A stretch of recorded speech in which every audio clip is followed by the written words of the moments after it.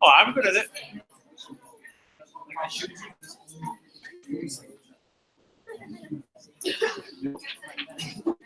Lucy, can you push the button to the Wi-Fi? Okay. Aloha kako. Aloha mai kako. Thank you all for coming, and our wonderful guests for coming to our actually 7th annual Ho'oulu Kamehameha Symposium. 7, yeah. Yes, it's been a lot of them. But thank you all for coming here. What you're seeing here is a number of our, actually most of our students who are here, if not all of them, who are going to be sharing a little bit of their journey over the past 7 months. My name is Chris Blake. Sorry, let me do this the right way. O Christopher James Kuhaku Blake Koinoa, no kapalama mayo, no ma kapahulu, kind of close to rainbows. But my name is Chris Blake, Christopher James Kuhaku Blake. I am actually from Kapalama. I grew up kind of in this general area, and I've been here for long enough to consider myself here at Kapalama. But I currently live with my family in Kapahulu. And I've been a teacher here for a number of years, but over the course of my time here, we've been looking at finding ways to continue to show and push the edges of the way that we are teaching our haumana, and that's kind of how this whole thing came out to be. So again, welcome to the Ho'oulu Kamehameha Symposium. A couple of housekeeping things. Right outside there are restrooms. On the right side is the boys' restroom, and the left side right here is our female restroom. Definitely changed over the course of the past 2 weeks with some of our projects of things that we're doing. You'll see some hand dryers, which you'll be hearing about, that actually went in over the course of the past week.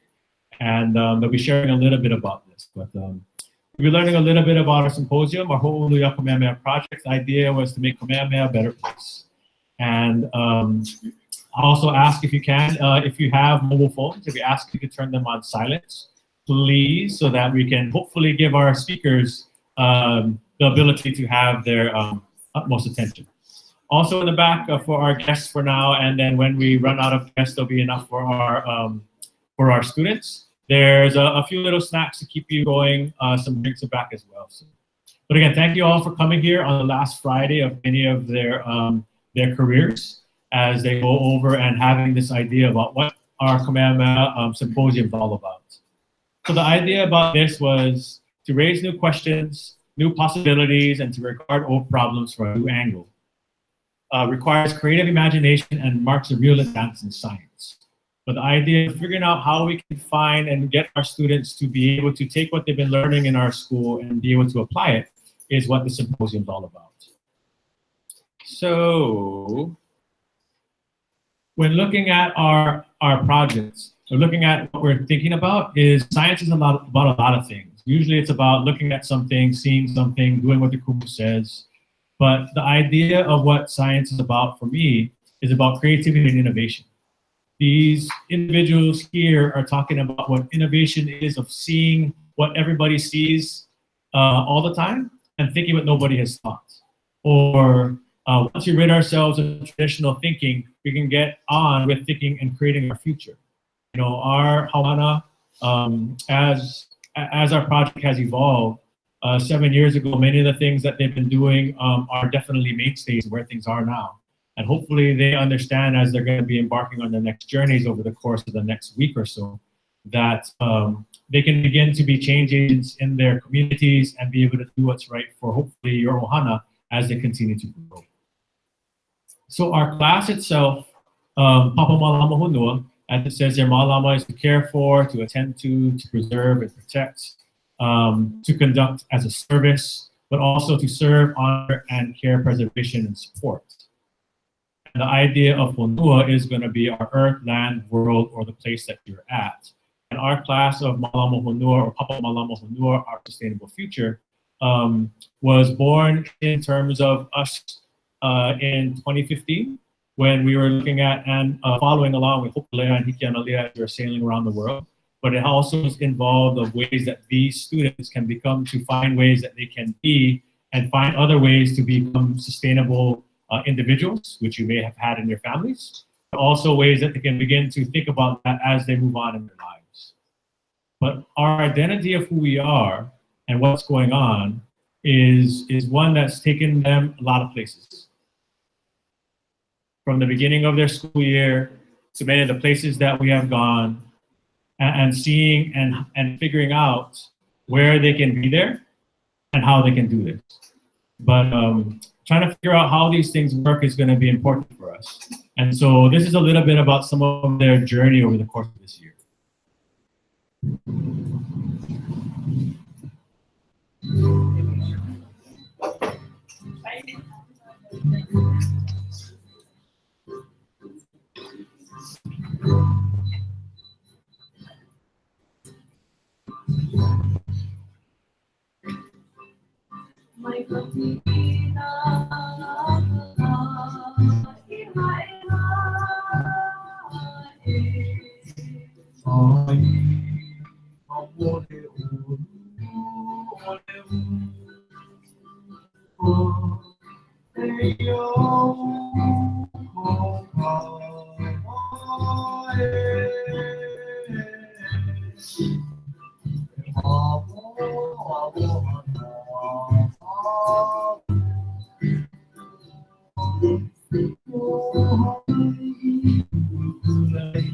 For our haumana, we're learning about ways that can become sustainable change agents. Did a whole bunch of growing all over the campus, as well as areas right outside of here, as well as visiting many places like the College of Tropical Agricultural and Human Resources, Arewanalo, and taking the things that we have done and to make use of it. Ulu, pressure cooking, did a cookie day sort of, much more technologically sound as far as putting it through a juicer, but it worked out pretty well. But as well as eating these things and figuring out how we make this work. Like responsibility to that base that we like to call our colleague. There's two words to this. Like the last area, and then the goal, like the answers, like that. The goal is of our people in here. We still give that essence of their individuals, and we still do it. The land is a part of our identity, and if there's no land, there's no us. We lose ourselves. And you understand the kind of thing for granted. No matter Hawaiian, what does that mean? You know, there's a lot that comes with it. And I feel that by singing the song, and certain people are loved with what they're. We had a number of visitors from Aotearoa that came through and other places to come and visit and see what the class is about. This is what we get. And this is what we have to offer. Having opportunities to go and visit Waihe'e, the Waihe'e water tunnel, where they learned about the water cycle and where our water comes from, especially on the windward side. And going inside the mountain to see where that water is actually stored. We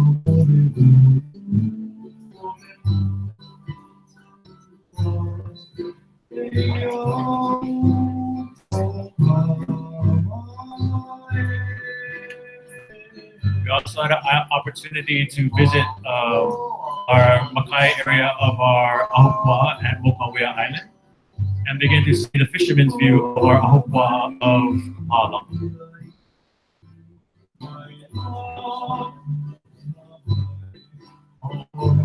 Walking the papa and seeing the things of where our ancestors in the past were able to be, but hopefully finding ways to connect to the Aina that they're from so they can do the same thing from where they're from and begin to make changes there.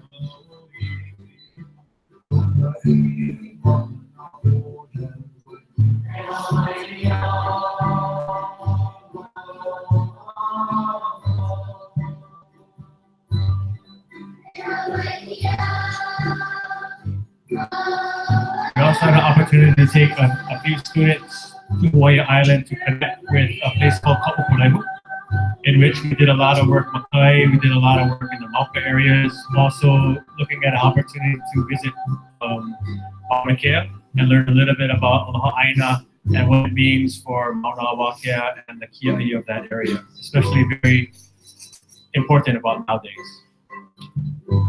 That's a little bit about where our class was and where we've been, and taking us into the idea of sustainability and how sustainability is looking at the endurance of systems and processes, finding out ways of how they can make these things work. And the idea of sustainability is through our experiences, we'll learn ways to make our practices sustainable. Our sustainability manager for our institution, Amy Brinker, talks about it being resilience, and that we owe it to our founder to do whatever we can to ensure Kamehameha School is the most resilient, high-performance organization it can be by looking at our processes. And she had an opportunity to come and visit the group as they were setting off on this project. Now, again, the symposium itself is representing a lot of work from a lot of people. 17 weeks of dedicated work by our creativity, innovation, by our 21st century skills, by our haumana. It's a collaboration and synergy of all of the different departments of high school, elementary school, administration, and our community partners. They were beginning to figure out how things work in the real world. Things in school, or the game of school for many of them over the 13 years that they've been through school, is a little bit easy. By the time they become seniors, they figure it out. I just gotta learn it just for a little bit, and then I test on it, and then I can forget about it to never touch it again. And so when this project came up, they're like, oh, I got this. And then they began to figure out that things are gonna be a little bit different. And then they began to see the real world works a little bit differently than their world does. You know, the idea that our students need to be prepared for an uncertain future. So we don't even know what this future is. And finding out of ways of how do we know how to prepare our haumana for it. You know, education of where this was when this project started 7 years ago with actually my physics classes to where it has led into looking at sustainability has changed. And it's unsure. And if you're thinking about where things are at, it's very difficult to figure out how to make this work. And as educators, we're struggling as well. How do we do things when they have information at their fingertips and are probably in front of a screen and would be in front of a screen other than this one if they had a chance to be?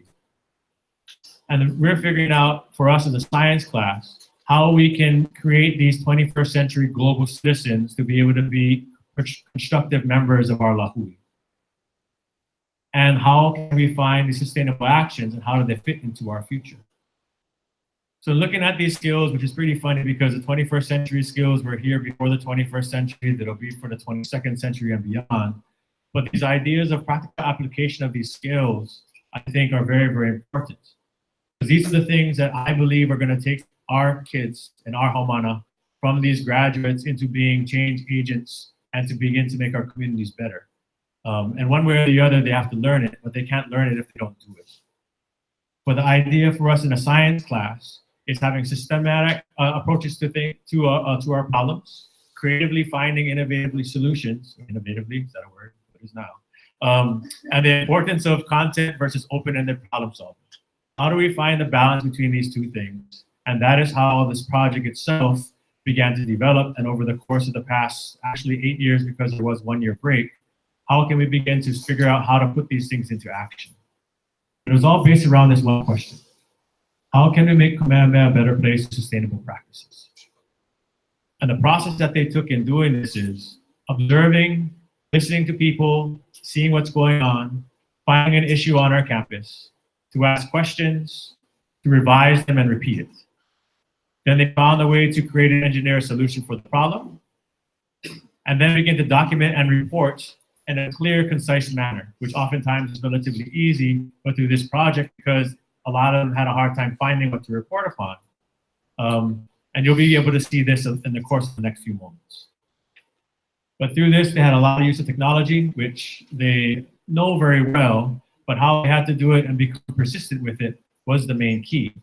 A lot of the things are all online. They're all there to use. And all these things are important for us as they begin to become connected in terms of our global society. More likely than not, most of the studies are saying that the people who are out there working are in front of a screen somewhere. More likely than not, they're working with people not only in their office, but also across countries, if not states. And how they're going to be doing this is going to be key because they have to practice about it. Otherwise, they'll never get good at it. So the idea, again, was taking a look at the solution. They figured out what it was, how they can address it, and then they had to assess whether the solution was actually making a difference. And they have to also understand there is no solution that is going to be 100% correct 100% of the time, especially for the first time. Sometimes the answers will lead to more questions, and many of them are seeing those kind of things. But that's the whole scientific process, and that's what they have to learn, because most of the times, again, in school, they get it right the first time, or they look over at the neighbor's paper, write down what they got. But that's not how the world works. Well, that's not how the world always works. But when they looked at this project, they started off with this project with what's called the Marshmallow Challenge, in which they were given a whole bunch of stuff, spaghetti, tape, and they had to keep a marshmallow on top of it. And the goal was to build the tallest freestanding structure as possible.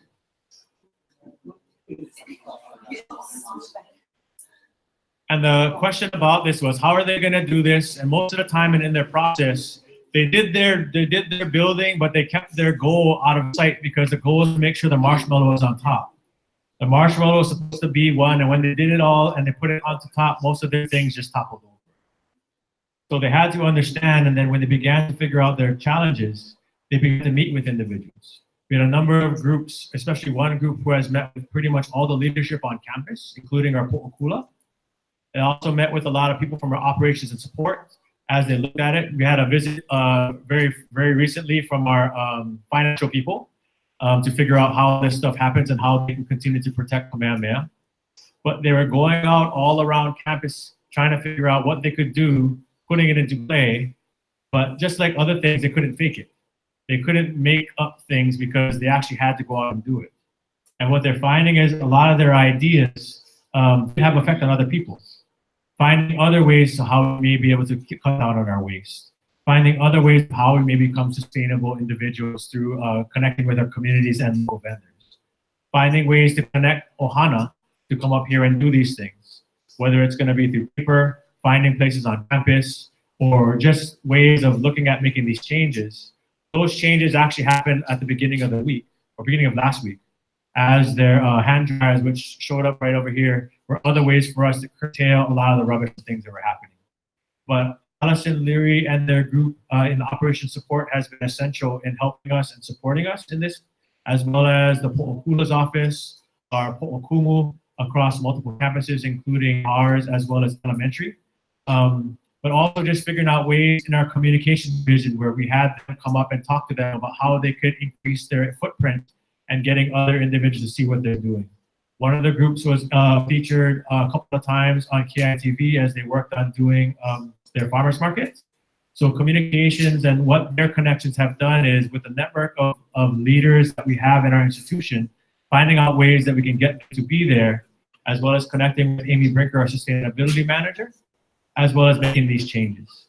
But change is challenging, change is hard, change is different, not always better.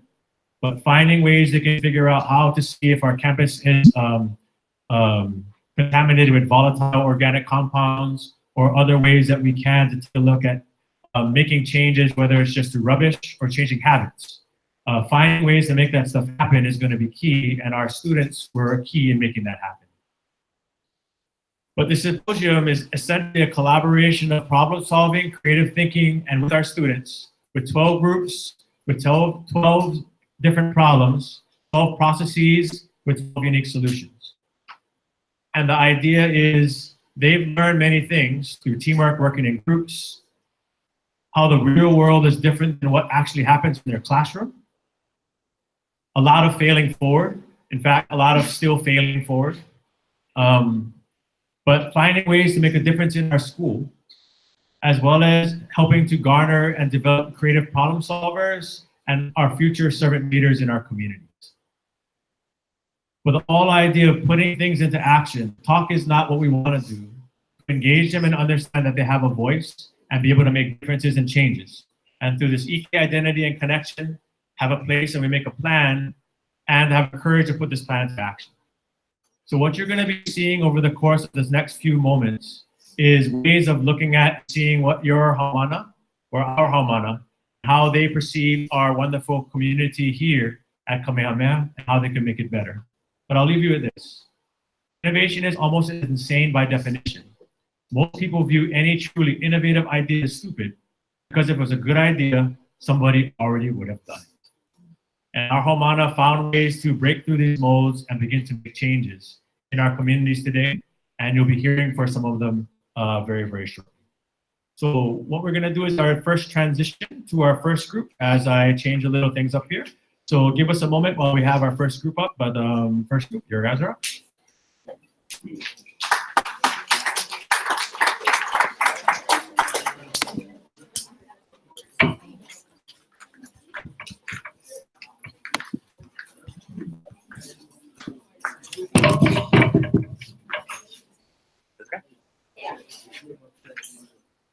We're live streaming it on our Instagram. Oh. Is someone hold it for you? Now we're gonna do it like this. Oh, it's just this. That's a lot. Push it. Okay. Smile.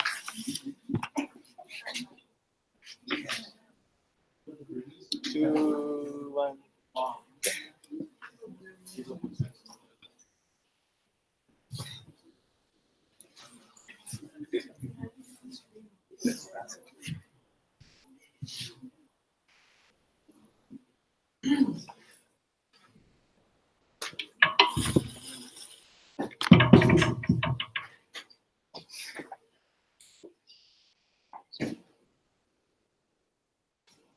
Hi everyone, our group name is Haumana, and my name is Trinity. I'm a senior from Kailua, and I'm going to H Manoa next year to study entrepreneurship and sustainability.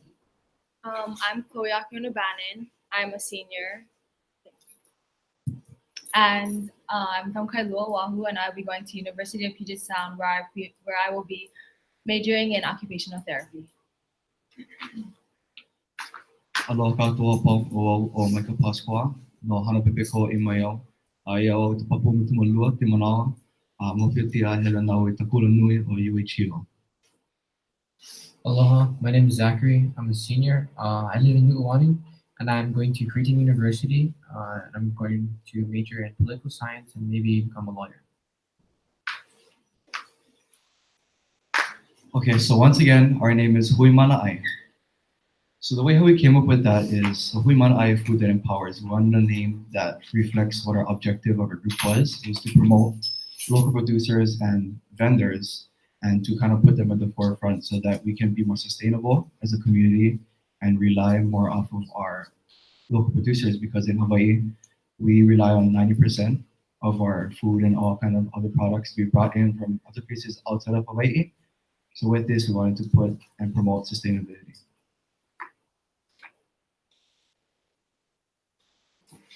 So when we were first tasked with this project, we had to come up and brainstorm with ideas. And so right here is a list of problems that we saw and we wanted to find solutions to. So they were a lack of knowledge that students have of sustainability, the lack of students eating locally sourced food, and the lack of Hawaiian culture in school. And in the photo right there, we have Trinity with Daniel Anthony. He was one of the vendors at our farmers market. He sold poi and pa'iai and wine games. So here, the photo is the Kamehameha Elementary School campus, which is where we hosted our farmers market. And it was for members of the KS community, including alumni, current students, staff, and it was also open to the community. It took place on April 28th, 2019, from 8 to 12 p.m. And our target number was between 100 and 200 people. So for the farmers market, we wanted to create a real good and comfortable environment for everybody that was there. So we wanted to provide local entertainment, not only Hawaiian music, but so our first person that we performed was Taisama Sama Kamehameha Tuati. He is a junior right now here at school, and he specializes in Hawaiian music. Our second group that we had was Olau New. So they are graduates who graduated last year from Kamehameha with Kelly Kalima, Kao Moriguchi, and Elia Akaka. And our last person to perform at our farmers market was Kona Abrias, who is also a graduate from Kamehameha from 2018.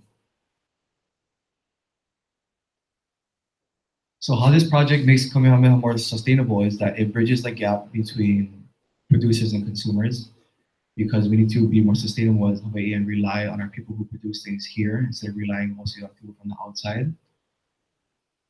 It also gives our alumni opportunity to come back and give back to the school that has brought them up to be how they are today. And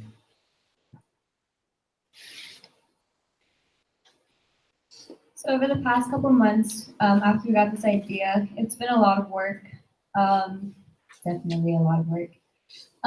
We started off with, we had to figure out what it takes to start a farmer's market. So we each went around to different farmer's markets around the island, such as the one in Kailua on Thursday nights, the one at Windward Mall, the one at KCC. We even got to visit one on Big Island, actually, when we went on our trip. But we were able to go out and talk to the vendors there and the managers there and see kind of what to expect. We also reached out to members of the KS staff, including Allison Miri, who's head of operations, who helped us out a lot with the location and everything that we need, such as security, safety, things such as rubbish and bathrooms.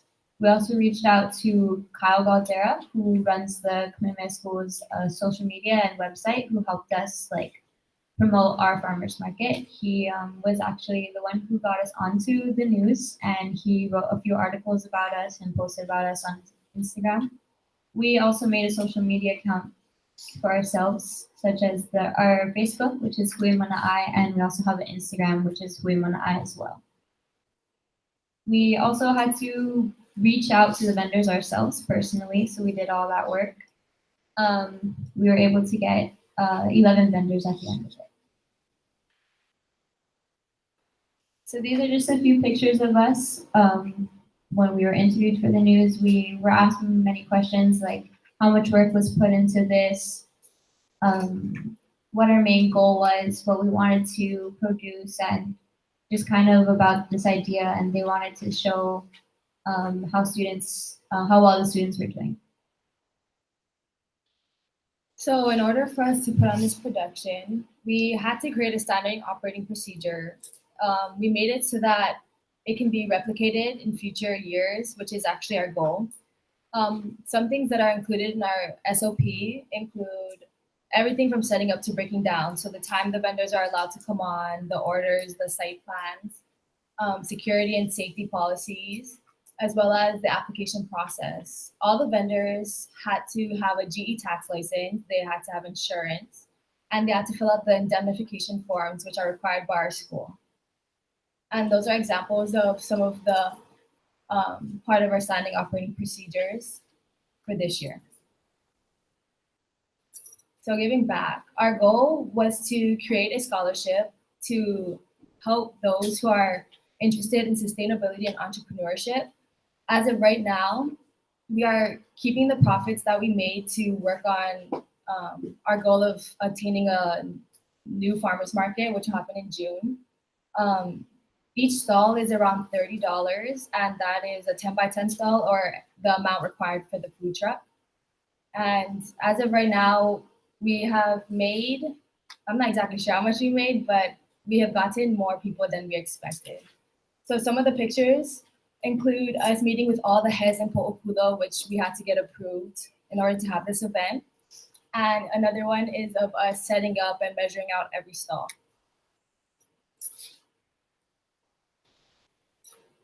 So the day of the event, like Zach said, it was April 28th. Our call time was 5:40, which was bright and early, morning after prom.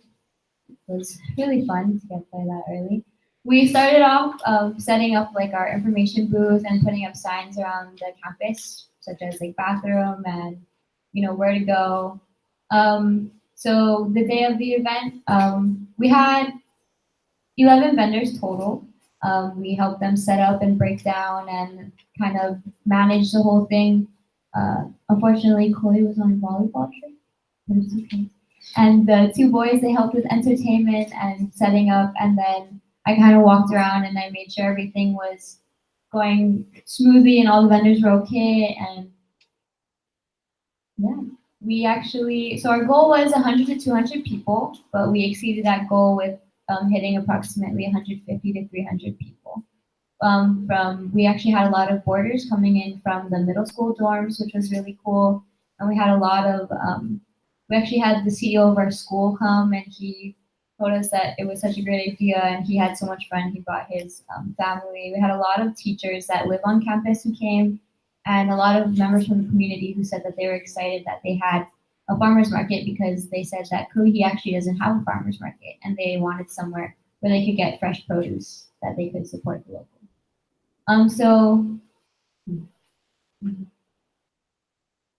these are just, so as you can see in this bottom picture, the lines are pretty, like all the vendors had a great time. They all got really good business. And in this picture here, this is one of ours, Nui Ke Aloha. They're a family, all alumni of the school, and they were so excited to come and give back. So why should this farmers market continue? This farmers market, we believe, is a really good opportunity for the school. It connects a lot of the people from alumni. They can come back, and the community, and it just brings people together with the live music and the food, and everyone loved it and had such a great time that we think the school should help to continue this. It promotes sustainable and local future. We did do a project in the beginning of the year where we kind of measured out for a month, we recorded how much locally sourced food we got, and we noticed that over half the class barely reached 50%. So that was one of our main goals, and seeing that students were coming here and purchasing locally grown and made food rises that number up. It also taught us all how to be entrepreneurs and how to be sustainable, because we learned a lot of skills that I don't think we would have ever learned without doing this. It's a unique opportunity to learn, and it's something that you can something we're all going to take with us on how to be leaders and we pretty much started a business that we can take this knowledge with us wherever we go.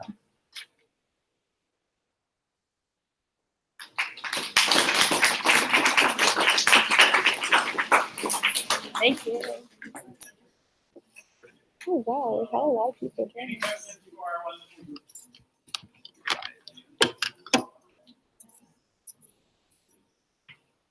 Oh. If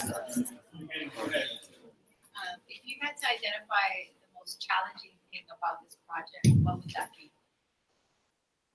Time management. Having to balance all of this with our other classes and other schoolwork and outside activities, this definitely took a big toll on a lot of our time. I would also say the legal side of things, because it's hosted on our campus and we are a multi-million corporation. So the fact that it's such a risk factor. So if anything happened on our campus, they could possibly sue or anything. So I think the legal matter and getting everything approved by the heads and Ho'okumu was challenging. Yeah, and last minute we were kind of told that we needed insurance from all of the vendors, which was kind of oh boy, what if they don't have it? But yeah, we ran into some bumps, but we got over it. But there was a lot of things that we're yeah, farmers market, that's really cool. And then we're oh, legal documents and tax forms and, insurance, which is something that we would never think of. Any other questions? Yes. If you could, going forward, what is one thing that you'd like to see as what's one thing that you'd like to see come out of this based on everything that you learned from the one huge thing? I think something that we'd like to see is more class participation, meaning this first one, we're kind of mainly focusing on the vendors and all that kind of stuff, but we're actually planning one for June 22nd, which is going to be our next one. And next school year, we're planning to have more. We want to include more classes, such as the entrepreneurship class, the botany class, and just different classes that can come and put in work themselves and learn this skill that we learned. Anybody else?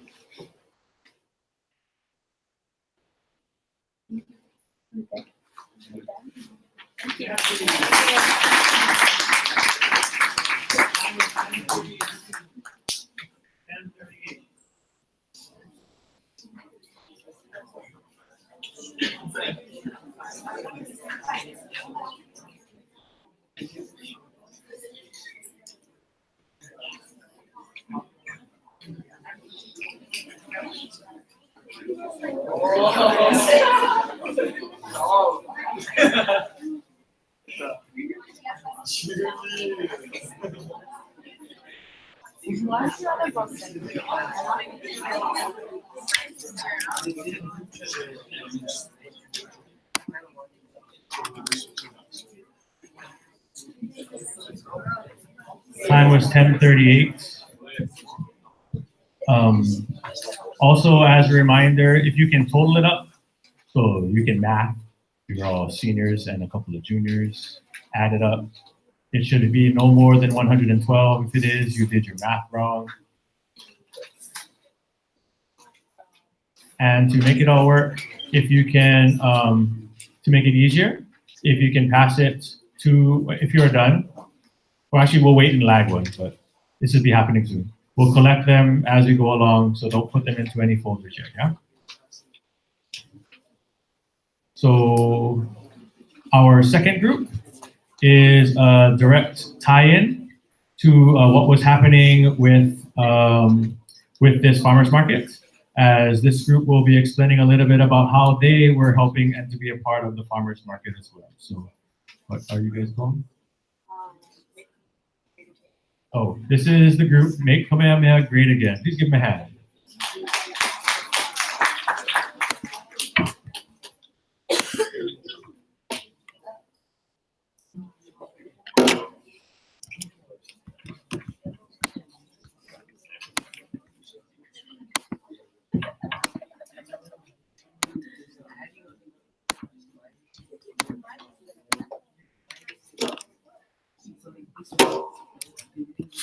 Just kidding. Hold on a second.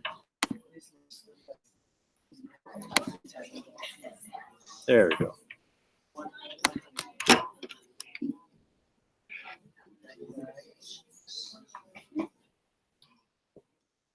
Again, please give a hand for Make Kamehameha Great Again.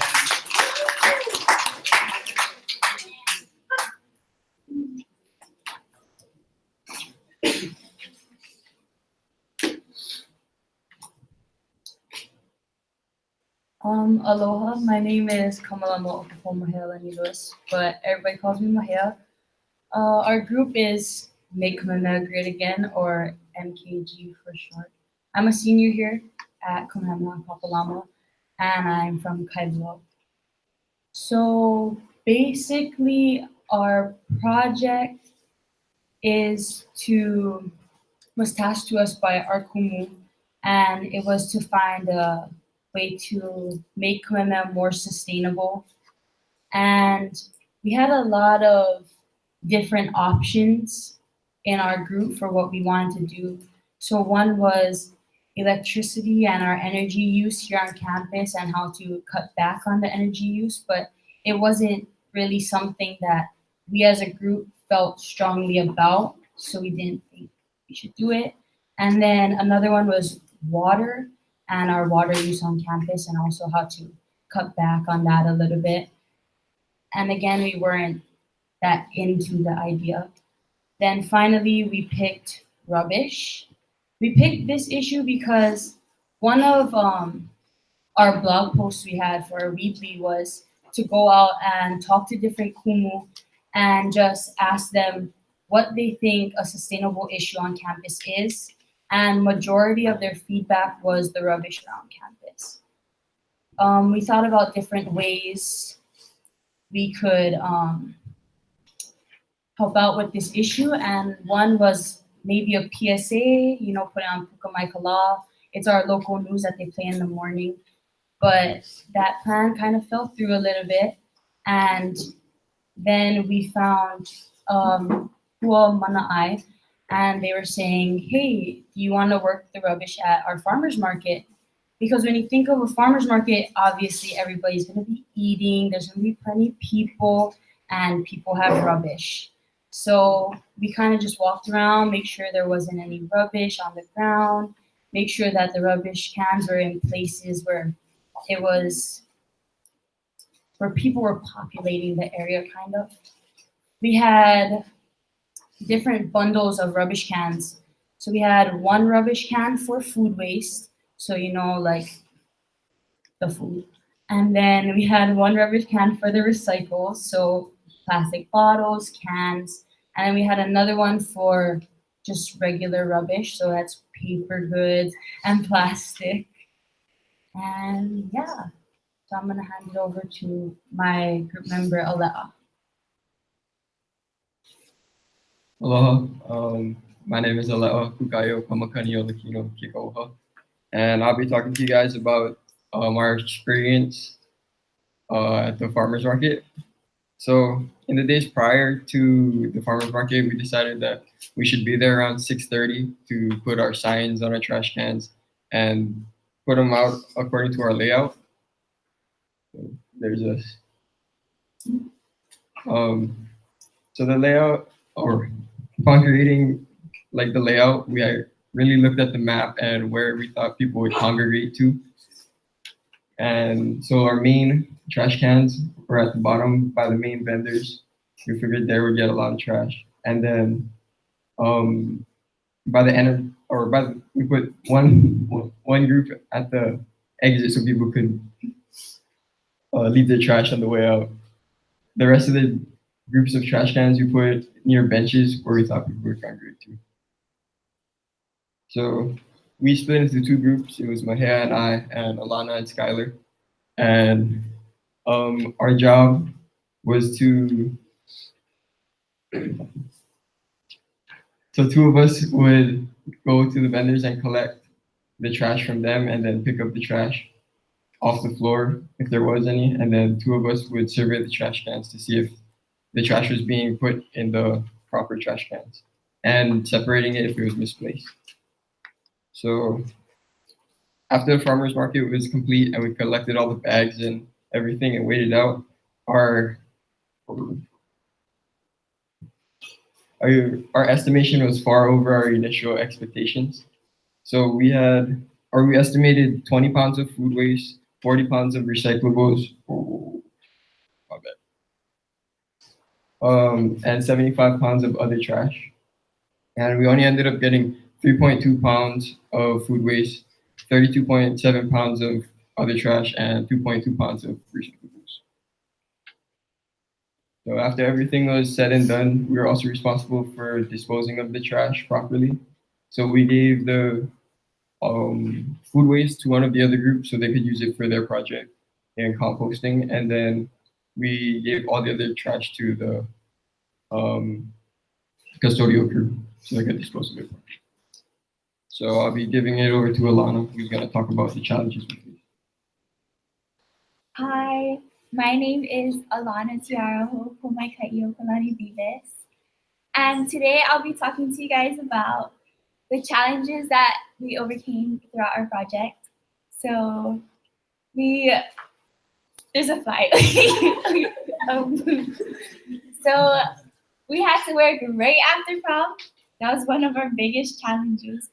Oh my gosh, we had to go sleep late at night and then wake up at 6:30 in the morning. Oh my gosh. Everyone was dragging and trying to walk around. But we got the job done. And another issue that we faced was that it was raining. It was all wet. Oh my gosh. Okay, it was all wet, and then we were very, very wet. But one of our things was that we were planning on standing near the trash cans so that we would direct where every single trash can, recyclables, and natural waste like trash. But it was raining, so we couldn't stand in the rain. And so another thing was the cleanup. And after the rain, the trash cans were like heavy. And we put it together. And then we tried to pull it. And then it got stuck. Yeah. And another thing was that there's people and not a lot of trash. So there wasn't a lot of trash or food in the trash bins. And that the food there was really good. So there's not really much trash. And I'll move this to Skylar that would talk about the future of our project.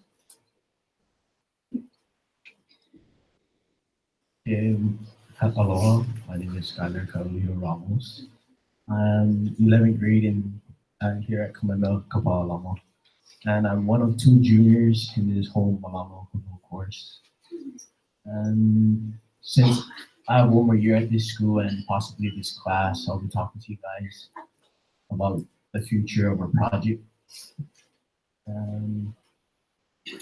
The key points I want to talk to you guys about is what to do in the future, how we're gonna improve for future ways since all my classmates is leaving to college soon, and what we have to expect for the following years.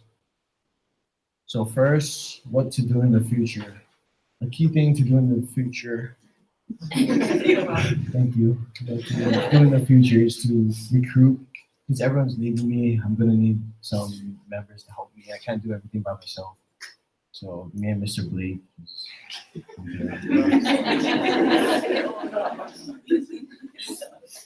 And then recruiting will help because we can stand by each trash can to make sure everyone's doing the right thing of throwing each material in the right trash can.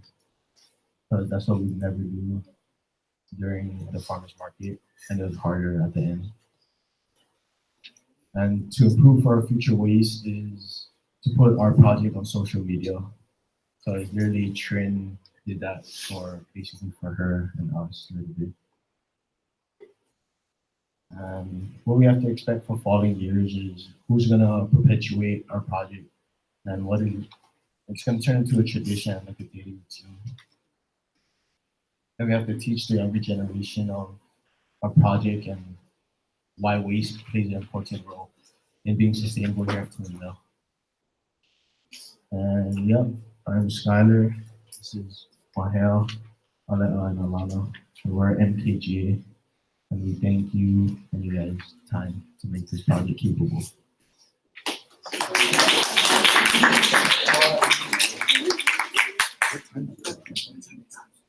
Does anybody have any questions?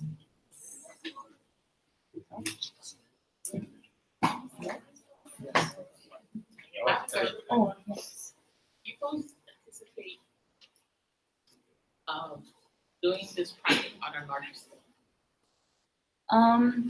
Well, for right now, we're just kind of working with what they had at the farmers market, but we want to get it out to more of like the students up here at Upper Campus because there's a lot of opala around up here, and we gotta fix that a lot. And also in the beginning stages, we're also talking about doing it at other events like the senior yearbook, or not senior, but the yearbook social and stuff.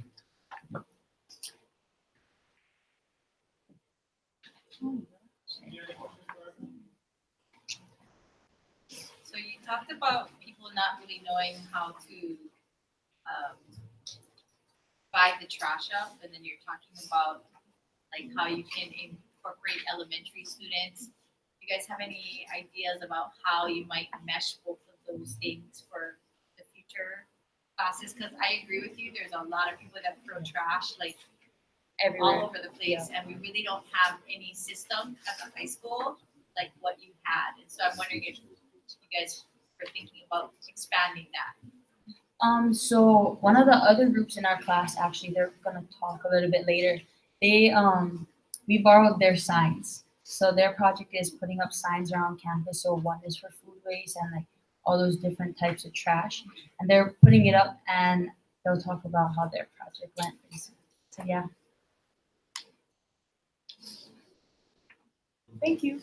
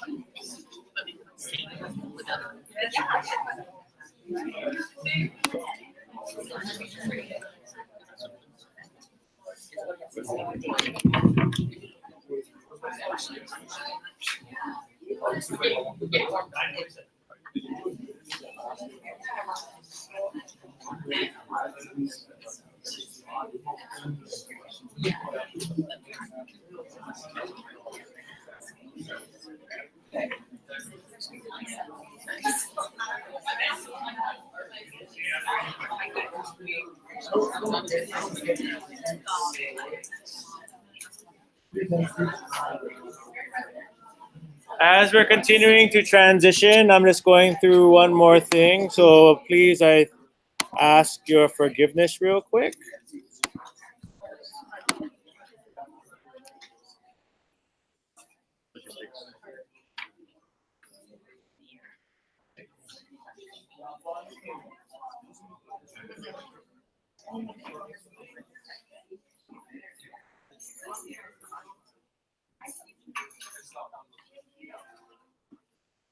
Hello again for everybody. Oh, I didn't get my picture with that group. Where are they? Where'd they go? Where'd they go? Come real quick. Go away for the side real fast. I'm giving them media for their final blog post. Oh, thank you, because I didn't have a picture. Yeah, I know. So I got you. Where's your last picture? Good job. Yes. You'll be fine. There you are. Ready?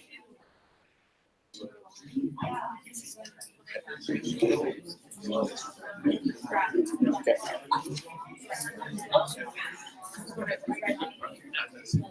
Okay.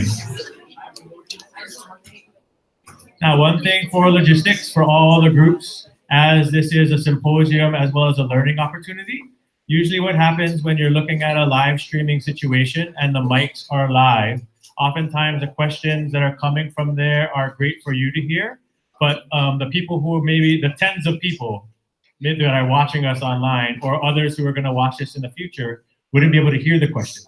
So a good point for everybody to do is what you can do to help them out is to repeat the question that they're saying. So, for example, it'll be like, oh, so you mean this? And then you would answer it right afterwards, yeah? So that you can do. But everybody's doing a very, very good job as we continue our path. So I'd like to introduce our third group, which looked at, and they'll be hearing a little bit about their group. Are you still the Bokashi friends? Yeah. Okay, and this is the group, period six, group number 4, also known as the Bokashi Fuen. So please give him a hand, please.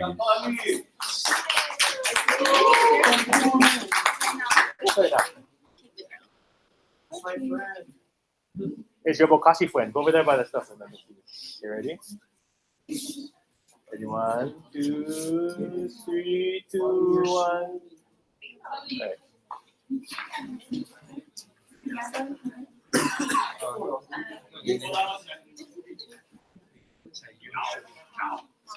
This is more my high school.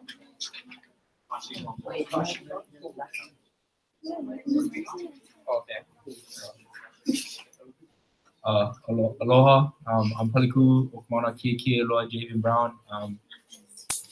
I am from Waianae. I live in Maili. I'm going HCC next year, Honolulu Community College. I'm going to become a fireman, living that Kamehameha life.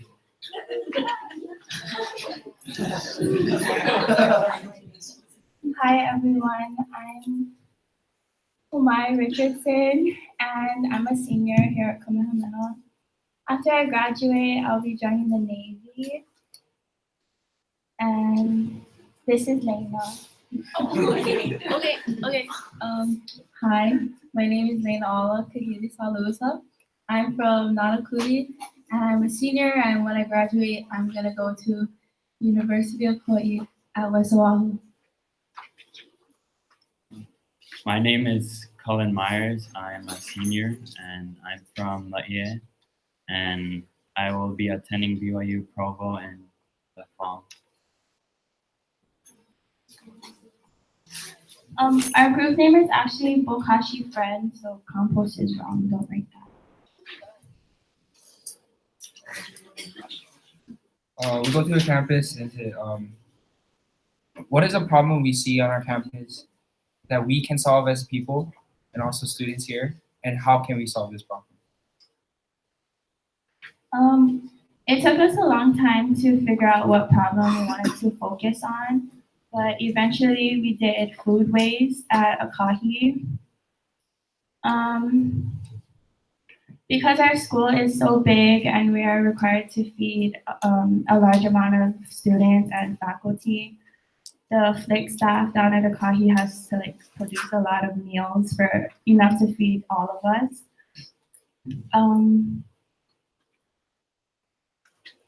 So that, because there's a lot of food that they produce for us to eat, that means that there's a lot of food waste, and a lot of us don't eat all of our food. And it would have been kind of unrealistic for us to try to fix everybody's food waste individually, oh, don't waste food, only grab what you eat. So we took it upon ourselves to do something productive with the food that is going to be wasted. And so for an average day, if we have herb roasted chicken, around 204 students eat lunch. And that usually results in 136 pounds of food waste. So that's an average day. Imagine that every single day of school. That's a lot.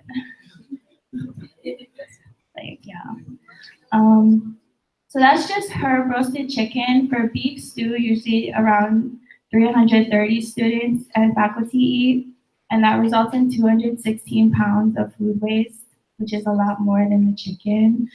And for Hawaiian food, around 415 students and faculty members eat lunch, and that results in 280 pounds of food waste.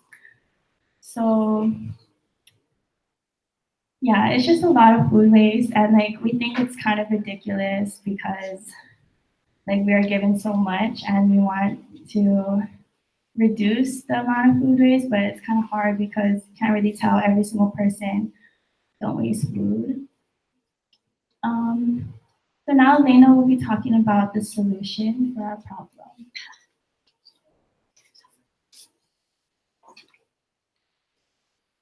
Hi, my name is Lena, and this is our solution, and it's called Bokashi composting. This is just the background, so it's going to be really boring. I'm sorry. So basically, Bokashi, it's not exactly your typical composting way. It's a fermentation process. So it relies heavily on the use of inoculated bran, which is basically wheat bran, wheat germ, mixed with molasses, water, and then your food waste. And it usually takes a really long time for the food to break down. So we had to find a way to make it faster. And how it works is you have a bucket with a lid and a spigot and your food waste. So you would take your food waste, place it into the bucket, and then you would add the brine like every day, and then you repeat it until your bucket is full. And since it's a fermentation process, it's gonna have like this liquid produced, which is really gross, and people call it bokashi tea. And you can actually use that for plant growth, but it's like straight out of the bucket. You'd have to dilute it because it's too acidic for plants to basically destroy it. And then once, like after about a week, after everything's broken down, you take all the pickled waste and you put into the soil. But then you'd wait to plant any plants because, like I said, it's too acidic for plant growth. And then it's ready for to use to plant in the garden. And we plan to use this with the kahi food waste. Next is Paliku talking about our proposal. So our proposal, we had many ideas before, but we couldn't really get like a main idea of what we wanted to do for our project. So we talked to Amy Brinker, a guest speaker that came in. She gave us more ideas of what we should do. But then she kind of gave us the idea of like of the food waste, and that's what we did with Kashi.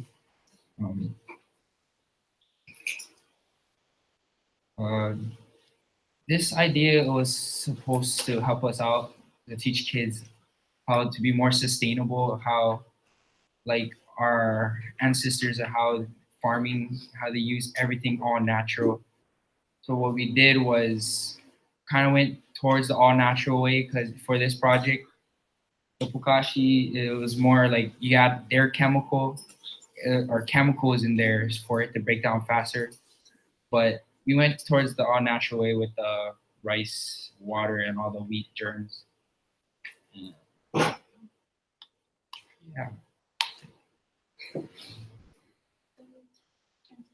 Oh, Colin, everybody. And Colin is speaking now. I will be talking about our plan of action. The first thing we did was we figured out what to do by researching everything we need to know about bokashi composting. We discovered important information that would help our project run smoothly, such as what supplies are needed, what we need to build or create, how long the process is, and where we should do it. And second, we had to prepare a project. We gathered our supplies, which were 3 bins, 3 spigots to go on the bins, food waste, the mixture, and plastic sheets. And we also prepared by planning out our whole project. We planned that we would get our food waste from the Hui Mana'ai farmers market, and we also planned that we would put our compost bin next to the mawa or the garden where we would put our compost in. And third is our game plan. Instead of wasting money on buying the EM brand mix, we decided that each of us would make our own mixture, which took about a week for us to make. We found a video on YouTube that showed us step by step how to make this mixture that works identical to the EM brand mixture. And basically what's in it is rice water mixed with molasses or milk. And after we made the mixture, we made our bins by drilling holes into them and gluing spigots onto them. And after that was done, we put our compost in with the mixture and a plastic sheet on top to so that oxygen won't go in. And we let it sit there until it turns into compost, which should take about 2 weeks. Now I'll be talking about our progress. So when Kumu Blake got us the supplies that we needed, which was the bins and the spigots, that's pretty cool. He had to drill a hole inside of each bin. So we had 3 bins with 3 lids and 3 spigots. And then we used like this glue thing. What was it called? Epoxy glue to get to like stick the spigot in the puka, and then it stays there. Like after it dries, it hardens.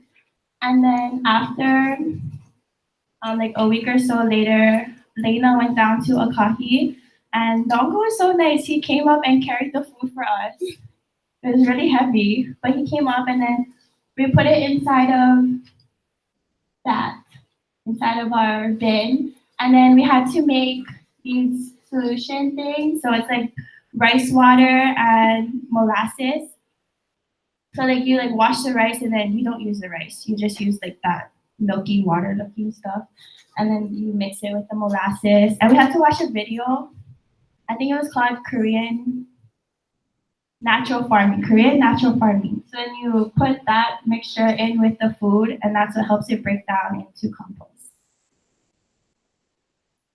Now Lena will be talking about the problems we faced. Okay. Some of the problems we faced was time management. So initially we thought we were gonna buy the inoculated brand. So we had to like research everything, see how long it would take for it to get here on campus. But then we decided to make our individual brand mixes, so that actually helped us out a lot faster. And then getting enough food. We actually collaborated with the group that went before us, and we didn't get as much food as we expected. So that's why we had to go down to Akahi to get more food so that our bucket would get filled. And I don't want breakfast stations. Paliku likes money. One main problem we found with our project is that after you make the compost, all you have to do is just put it on to the mala or the garden. But the main problem with that is on this campus would be like pigs, bugs, fungus, rats. We talked to Allison Leary, and she said that they don't want all these rodents and these pests coming around here, digging up all our land and making our campus unbeautiful anymore.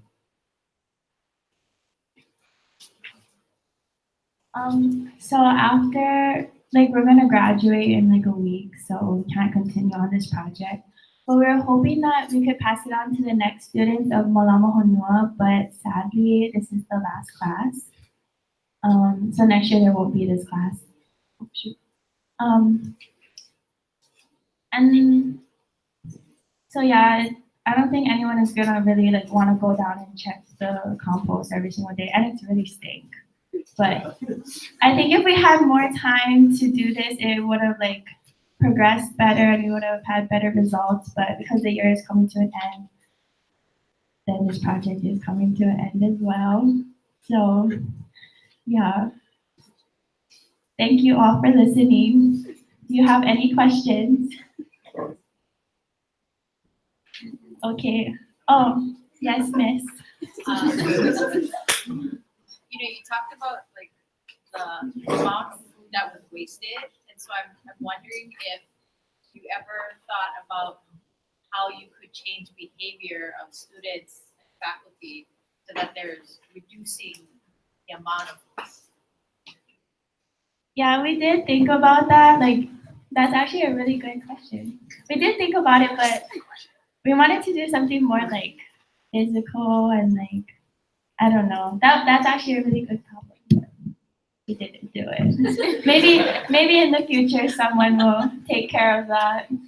Any other questions? Oh, hi, yes, Brendan.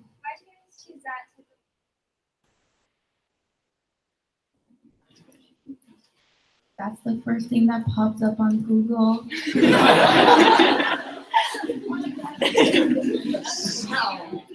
Mr. Blake. What did you do with your smelly, funky, fun I got this. thing? I got it. I got it. So, can we like sorry. What we did with our compost that you've seen in the picture after, well, it didn't actually fully turn into compost because it needs a little more time or way more time for it to break down for this because we only had a short amount of time to do this project. So what we're gonna do now is like put it in a trash bag, double that trash bag up, throw that trash bag away, wash that bin on, and they can use that bins for other uses. Any other questions for this?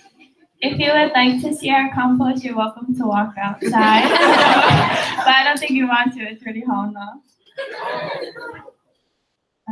Any other questions?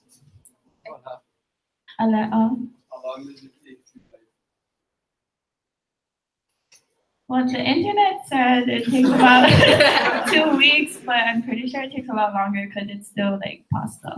It still looks like pasta.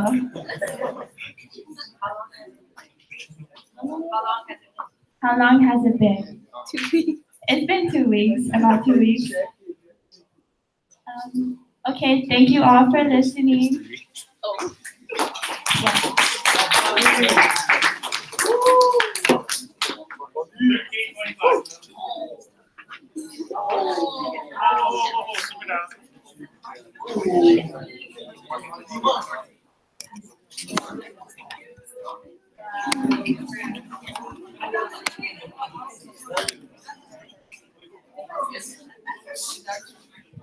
$13.25.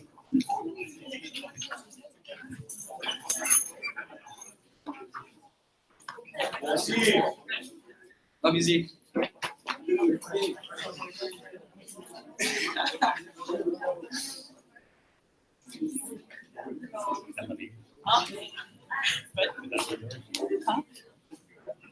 Yeah.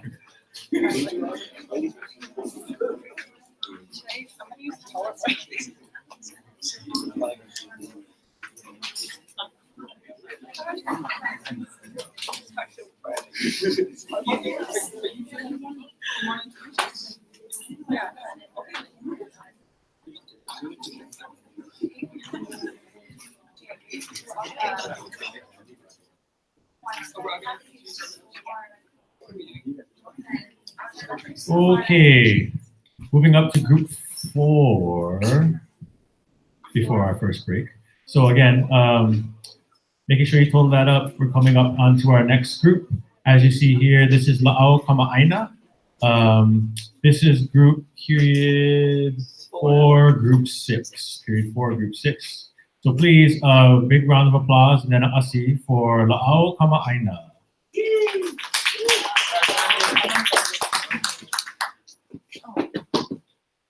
There you go. 2, 1. Right.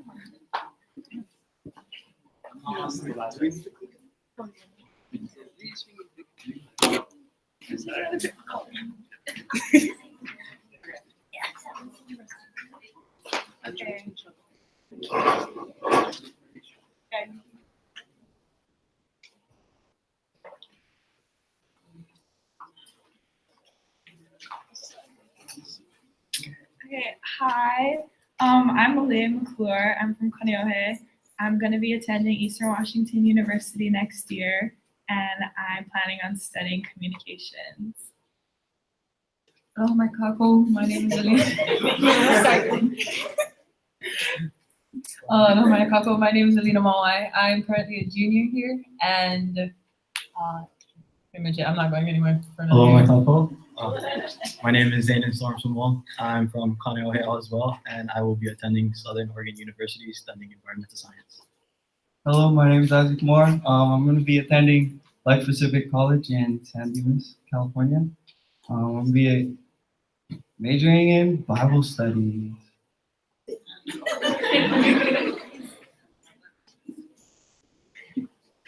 Okay, so as our previous 3 groups have underlined, our objective that we were given was how can we make our school more sustainable? And we did all these assignments that we were supposed to do, asked all the teachers, thought about what we were gonna do, but in the end, we ended up just walking around campus on our own, individually. So we all just looked around like, okay, what can we change? What is not up to par? And I'm a boarder, so I get the most time here out of all of these guys. So I really noticed the lack of green spaces, which brings us to our thing. The students here at Kamehameha do not have ample access to Native Hawaiian plants. And as many of you know, we have a lot of Hawaiian culture programs, such as the Hula program, and that goes throughout our campus from K through 12, and just various ones that clubs and classes that are offered here because we are a Hawaiian school. But if you look around, we are surrounded by a dry land forest, which means that there is very little water, even though we are in an upland, but there's lots of things growing here. So such plants that do grow here, such as the shrubs that surround our campus, which are false orange. They're not native, neither is the ironwood or the night blooming crawlers, which are the plants that crawl up the trees and just snuff out all of the light from below. Okay, so I'm gonna be talking about the components and what we've pretty much been doing with our time. So first we started with our observation, and that was that we saw a lack of native plants on campus. And from that, we decided that maybe our project should be about planting more native plants. And so for our design of our project, it was to plant more native plants on campus. And we chose an area, it was by the girls' dorms at the top of campus. And we planned on planting ule, wili, and tea leaf plants. Tea leaf plants at the top because they're good, and they're good for dryland forests. And then from that, we hope that it would help to sustain the beauty of our campus and replant the native plants. So after the proposal, with your proposal, it's you talking to the higher power, and with that, it's them giving you the yes and no's of things that you can and you can't do. And so after talking to the powers that we needed to, there was a lot of failures and a lot of things that we still needed to do to incorporate and get our ideas throughout. And so the next step after our proposal would be our detailed design process, which you can see here. Here to the left, you can see this is one of our very first drafts of our design. Many flaws, many errors that still needed to be input. And here you can see a comparison to what the actual area, which is above Keopulani dorms, which is the very last roads before access road leading up off of campus into the mountains. And here we have more areas here by the rock wall dorm circle up there by the girls' dorms. So it was really about getting precision and perfection. And those are, to me, the very two words that you need to do and keep in mind when you're doing things like your design, because in your design, everything needs to be precise and perfect in order for you to get to final okay and start your project. And so after proposing our first design to Uncle Kai Waine'e, who just so happens to be the head groundskeeper here at Kamehameha Schools for a very long time, real good uncle, solid guy. It was really good that we were able to communicate with our elders and stuff like that, and they're able to pass down their knowledge because of the mana'o and things they're able to share with us. And so already after the first meeting, he was pointing out flaws and necessary advancements that we were able to make to strengthen our detailed design. And with those conversations, it was things like what the custodians and what the staff here would be able to do in order to help us proceed as a group into this project. With things like some things that we didn't take into consideration when we were doing our design is, things like waste disposal, weed propagation, like what were we gonna do in order to sustain the plants that we wanted to grow in that area for longer periods of time, so that idea of sustainability is clear throughout the years of our future advancements. So with this design, you know, you need everything down from the measurements of your area, how we're gonna plant these plants, when we're gonna plant these plants, and the type of growth conditions that these plants need to be in order to survive. And as we progressed with our plan, each step every day is about strengthening our plan in order to get final approval, so we can launch this project off the air and start putting our plants to use. All right, so very important question. How is this sustainable? Well, for starters, since we'll be planting native plants, it sustains the species. We're gonna get the species. We're gonna get more in depth with what plants we are planting and how it affects the native plants. But anyways, it sustains them by planting more. And then it also helps to sustain the culture, because as Hawaiians, you know, we have to take care of the land and have respect for it. So it helps us by being able to practice this and taking care of it. And lastly, it sustains the beauty, because plants are a lot more beautiful than like concrete grounds. Yeah, so the next slide, this is the first plant we're going to be planting. That's the Hawaiian name. It's also called Eurythemia sanguinensis, and the average height is 20 to 40 feet. It survives in drought, heat, and strong winds, which is good because it doesn't need a lot of maintenance, and it's going to do well up there in the dryland forest. It's also at risk of endangerment. That's why it can help us to like sustain it, because we'll be planting more of it, making larger amounts, and it also is found at high altitudes of 2,000 feet, which is good for our campus because it's on a hill. Our next plant that we plan or envision to plant is tea leaf, scientific name Cordyline fruticasa. This plant here was brought to us by our ancestors on the first voyages to Hawaii by the first Polynesian settlers. There are many different varieties of plants, and what's unique and what's special about this plant is its uses. And each part of the plant has a unique use that we here at Kamehameha as a Lahui are able to take advantage of. And I would just like to take a quick survey. Can you raise your hand if you have ever danced hula or performed in halau or any type of that?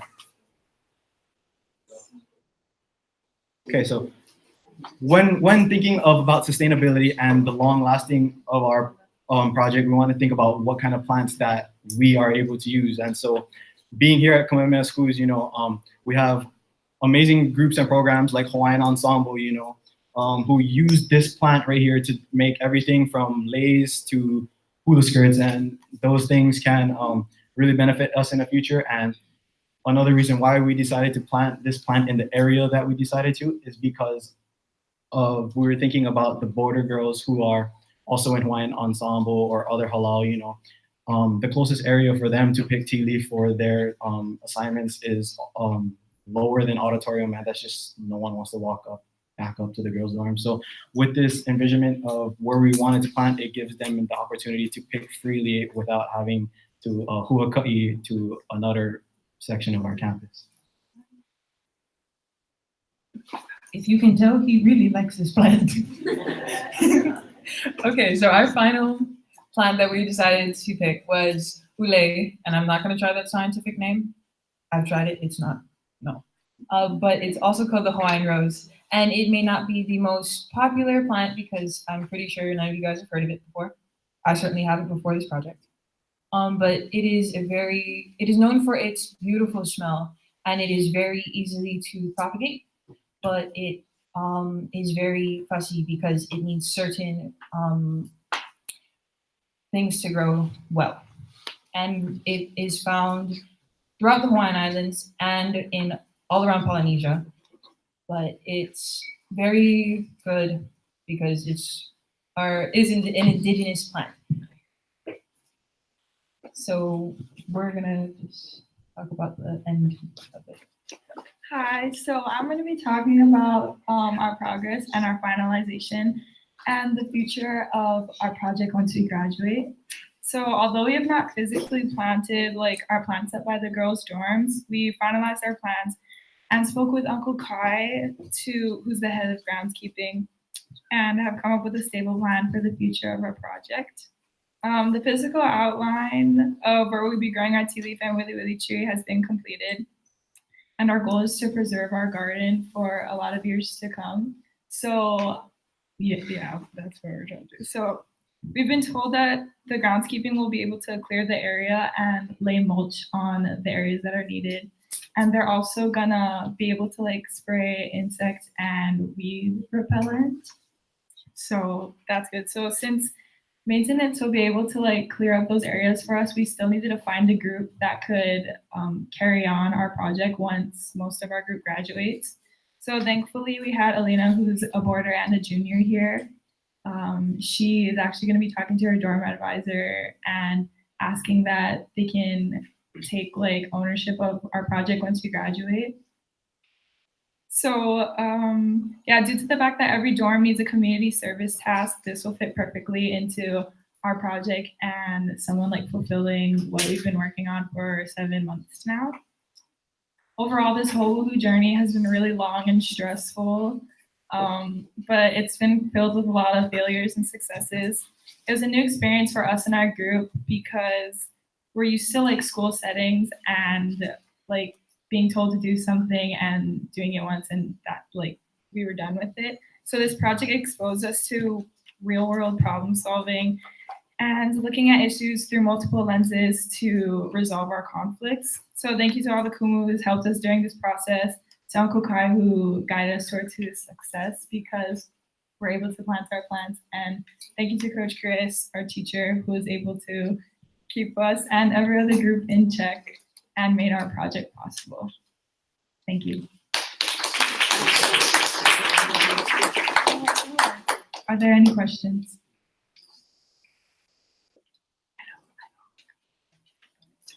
Yes, Coach Leslie. Do you guys know if or what The land that we were planning on planting. No, yeah, you can go. Okay, so actually, before Symposium, we are still not considering this project to be complete. So we actually had a meeting with Uncle Kai Waine at 3 o'clock today before we came here. And this area, they were actually, they had no plans or anything for this area. As you can see to the right of that picture, they actually just cut down all the sandalwood trees that was here. So they actually just cleaned this area out and we're just waiting for someone with inspiration to create an idea.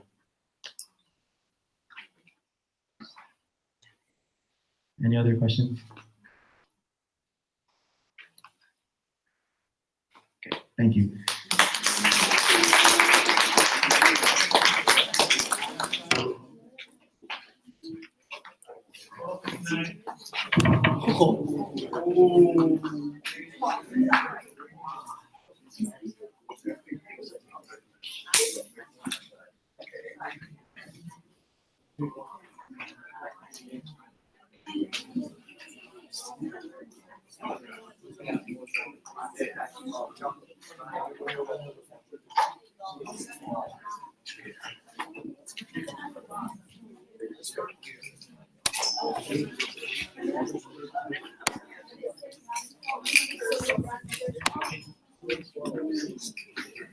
G4, G5.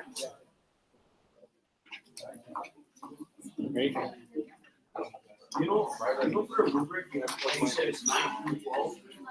I'll give you until end of 12. Yeah, I'll do that. Also for note, the willy willy tree, although it's a little bit here, having the fortunate opportunity to be in Ko'olave, we saw a number of them. Even after all of the bombing and all the things that went over, there's a number of places where they've been standing and still standing. They're very resilient trees, yeah? And there aren't very many of them all over the place. So, you know, those are good opportunities. And again, the trees and things like that that they're seeing are great opportunities for us to learn and to use from. So thank you for that group. Next.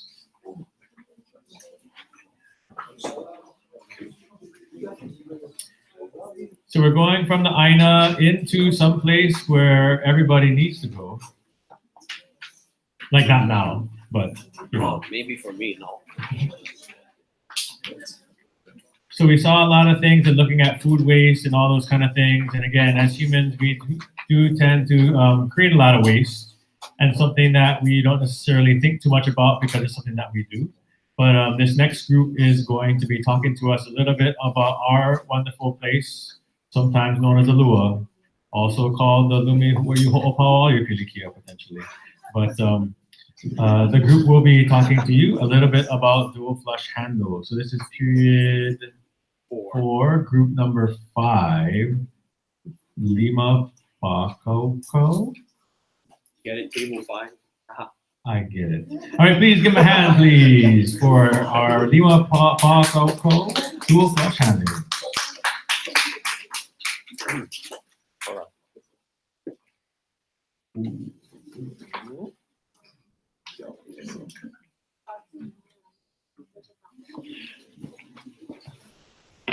I use the point bridges.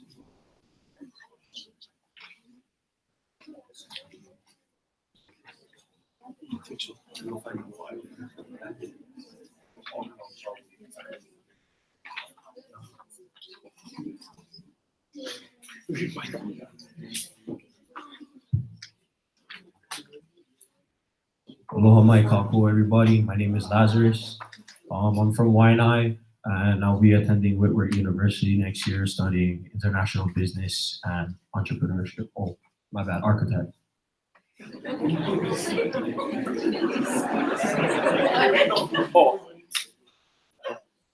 Hi, my name's Kelly DeSoto. I'm a senior here. Next year, I'll be at University of Hawaii Hilo, majoring in Hawaiian Studies. Hello, my name is Kelly Peterson, and I'll be going to Cal Lutheran, and I'll be studying business management. Hi, I'm McKenna Conan. I'm from Wananalo, and I'm a senior, and I'm going to be following my education at Mexican Institute International, which is an aesthetic school to be an esthetician. Okay, before we start, can I take a quick survey? How many of you guys use the bathroom every day? Good job, good job. I hope you guys use the bathroom. If not, you guys need to go Queens over there. Kind of important.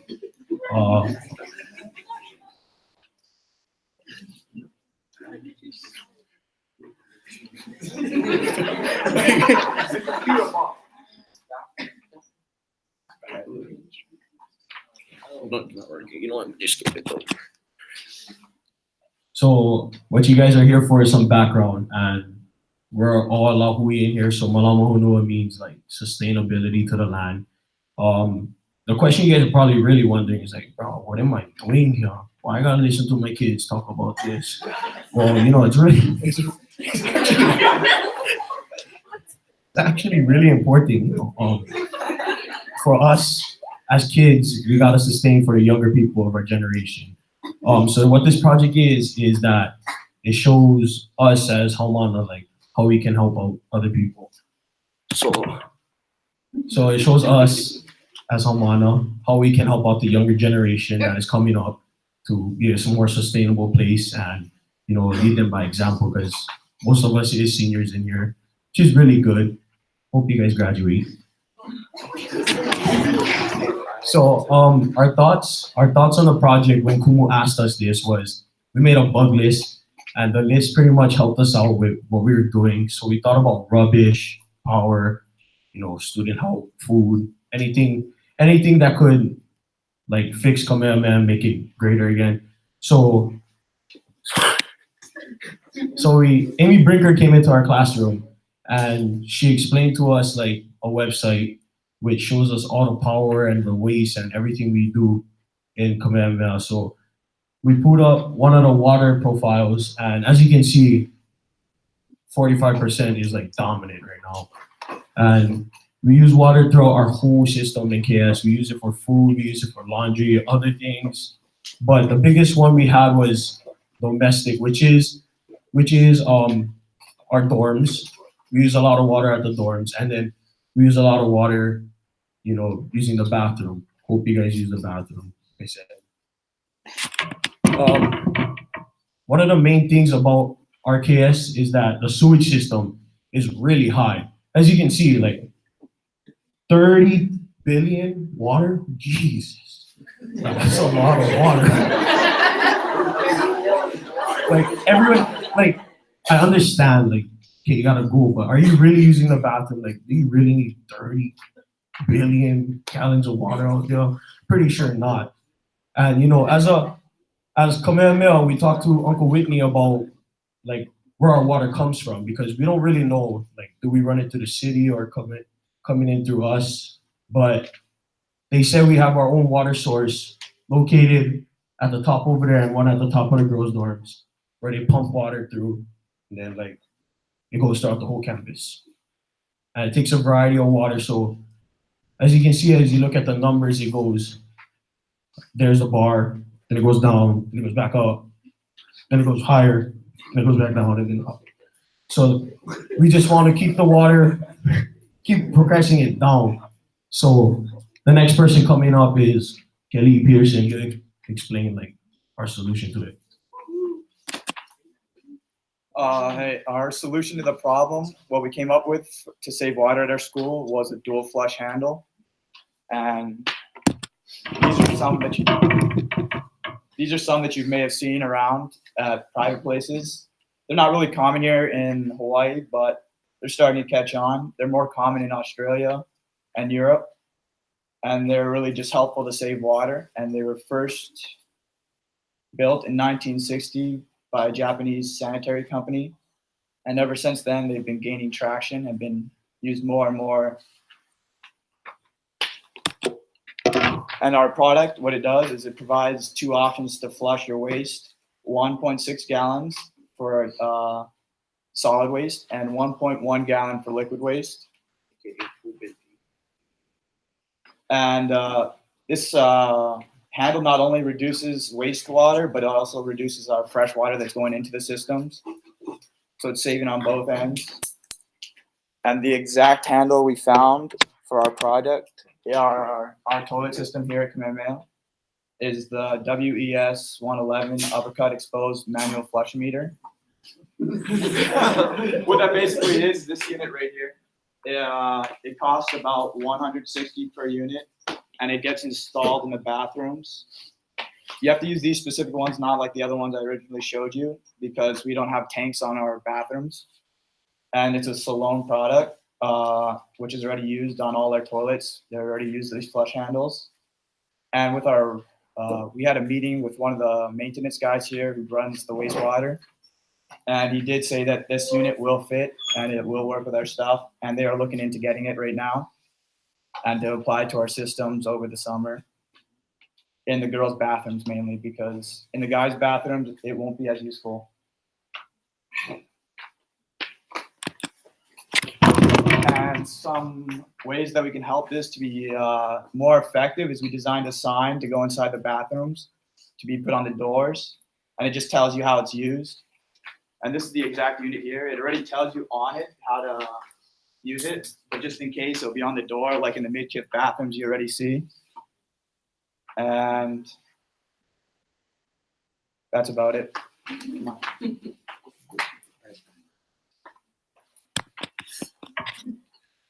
Alright guys, so I'll be going over the financial side of this project and how it can help us save water. So overall, this project can help us save a lot of water. Next slide. Financial side.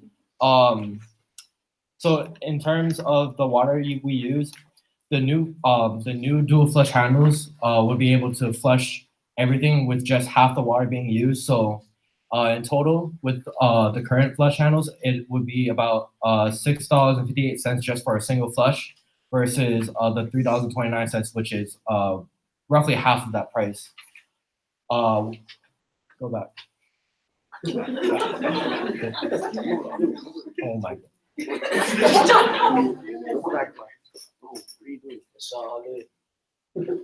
All right, without dual flush handles, the total yearly cost of continuing with our water usage would be about $118,440. And if we were to install dual flush, we would save about we would spend about $73,980 every year, which is roughly $444,000 every year that we're saving. So this can also help because the majority of the water that we use is actually used in our restrooms, so 45%. If we install the new dual flush handles, we will be saving about 1 to 2 gallons per flush, depending on the type that's installed currently. And the new handles, they use anywhere from 1.1 to 1.6 gallons, depending on the model. So it can help us save a lot of water in total, and it can help us to reach the school's goal of lowering water usage by 10% by 2025.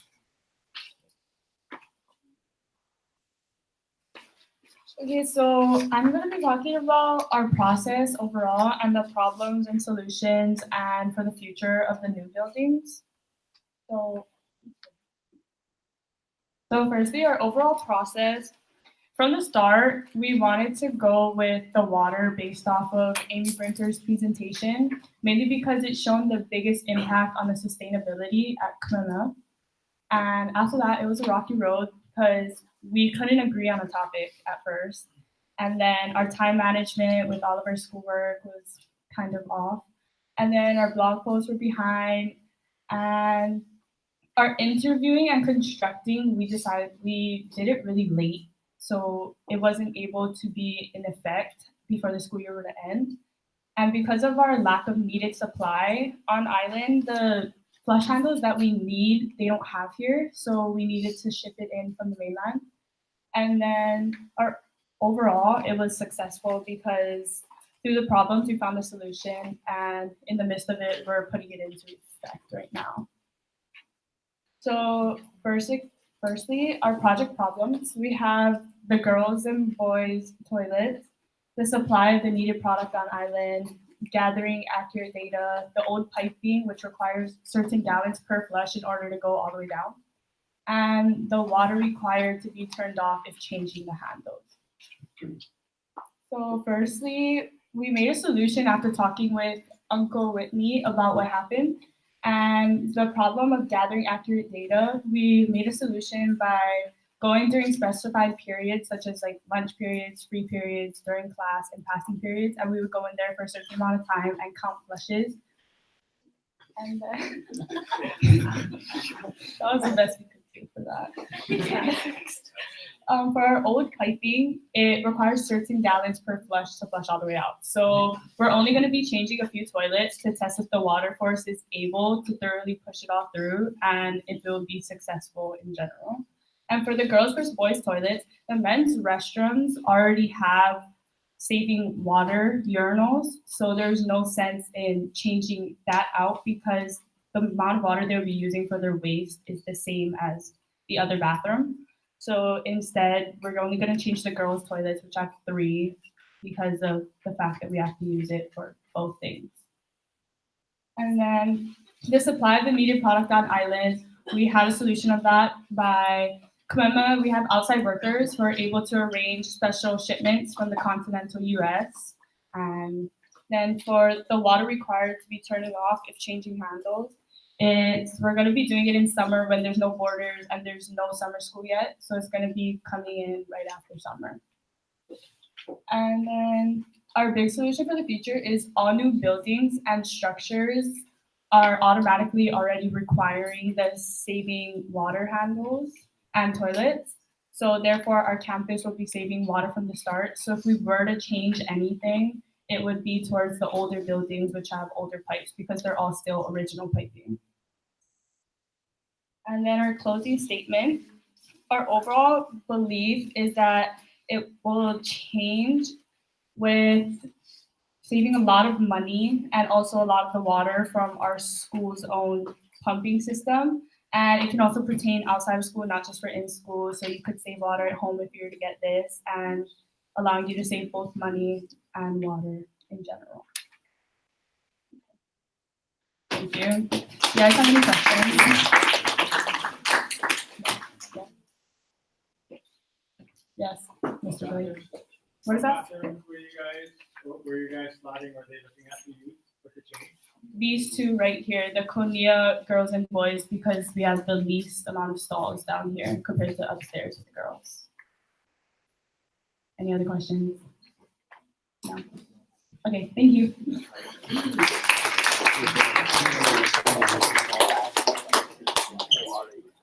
I'd like to apologize for the slight mix-up. You know, I turned off the pointer. My bad. Nervous. You know, sold off crowd got me nervous. 12:45. Yep.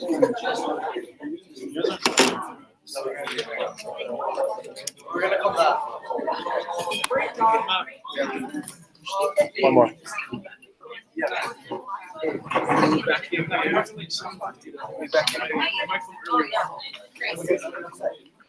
guess turn it on. Save that for last. Does it work?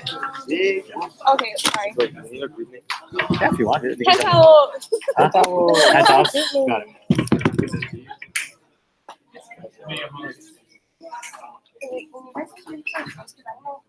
Wait. I don't even know how to use this. Can I use it? This is just like back and forth. Right. Yeah. So we started there. Sorry. After this, I'm gonna.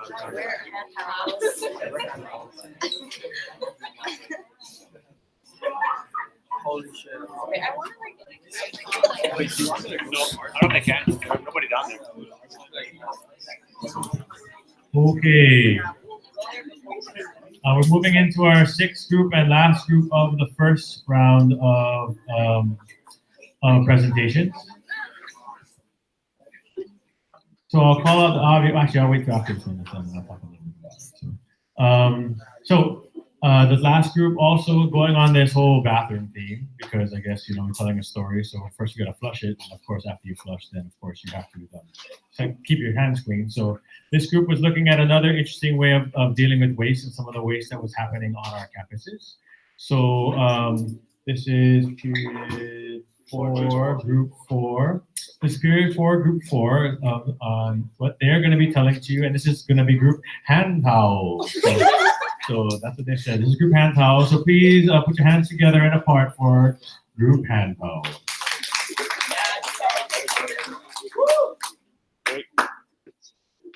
Wait, we'll do one of those. Ready, 1, 2, 3. Yeah, wait for him to start the timer. Yeah. Wait, hold on. I'll see. 2, 1.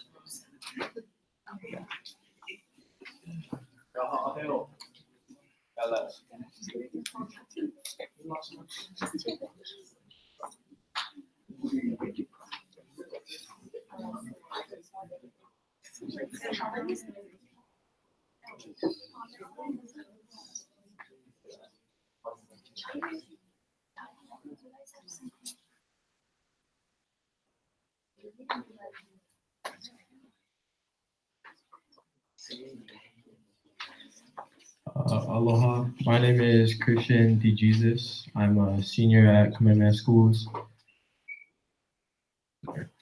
And I'm from Milani, Oahu, and I will be attending University of Hawaii Hilo next year. Hello, I'm Jamie Sugihara, and I'm a senior, and I'm from Kapalulu, Oahu, and I will be attending University of Portland next year. Hi, my name is Jalen Yim. I'm a senior, and I'm from Kunia, and I will be attending the University of California, San Diego. Hello, my kako. My name is Ha'aheo Foster Bloomfield. I'm from Hollywood, Oahu. I got into KS in the 4th grade, and I'm gonna attend HUC and become a firefighter next year. Oh, no. Not next year. Okay, so the big question that Mr. Blake had for all of us, about 4 months ago, he came to us and asked us, what can we do to Kamehameha to make it better or more of a better place? At first, our group did draw a blank. We didn't really know what we wanted to do or what we were thinking of doing. But one day we met up with Amy Brinker. She came to our class to show us what sustainable things on Kamehameha could be fixed.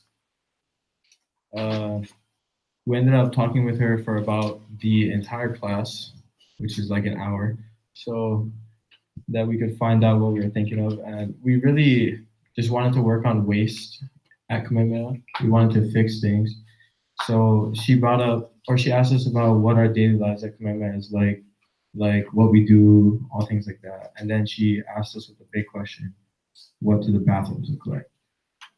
And our bathrooms at Kamehameha aren't exactly the cleanest. There's a lot of paper towels on the ground, trash everywhere. So then we thought right there, we're like, oh, maybe we could fix that. But then we didn't know how to.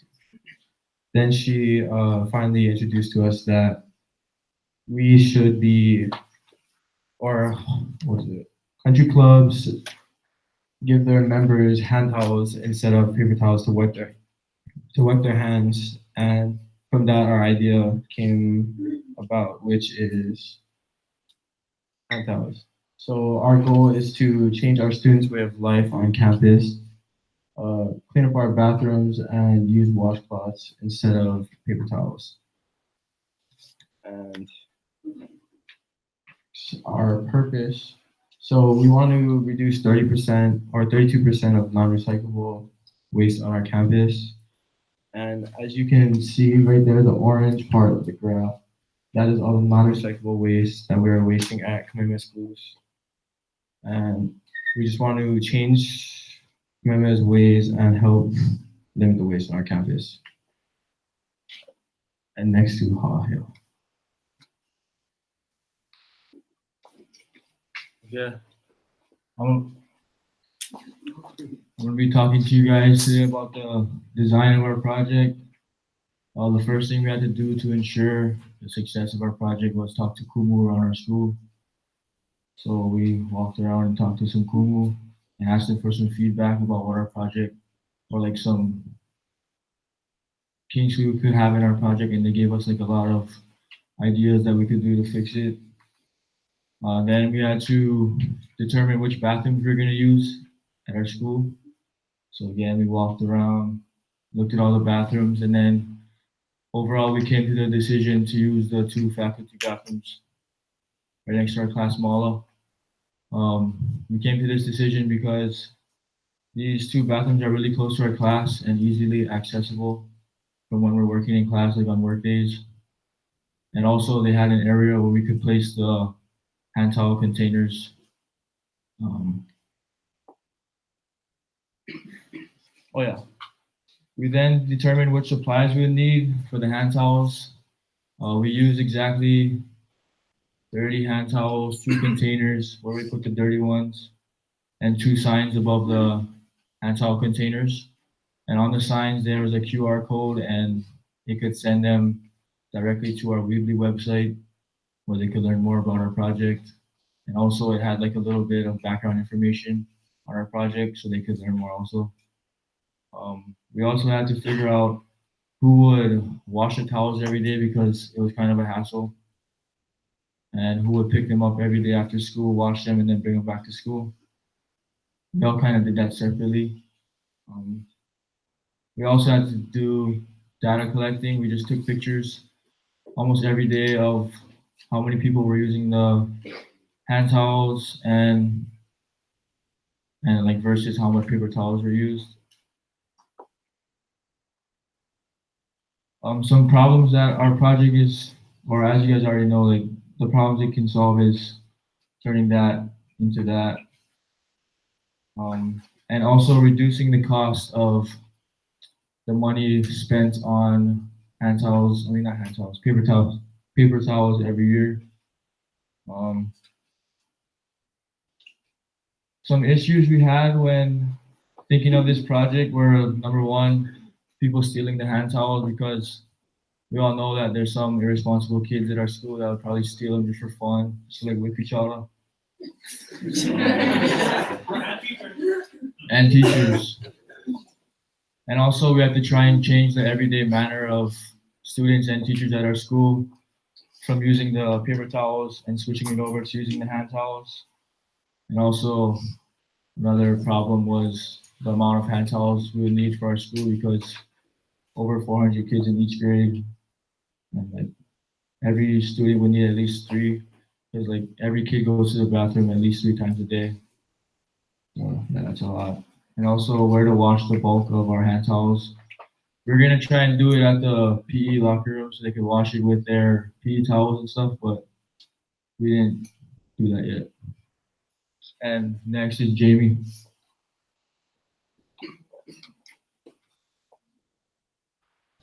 So going back after Ha'a's one of his stories about how we were talking to teachers. So we talked to our vice principal about starting our hand towels in Smith's office in the basement, and she said that it was like a good idea to like reduce hand or paper towel use.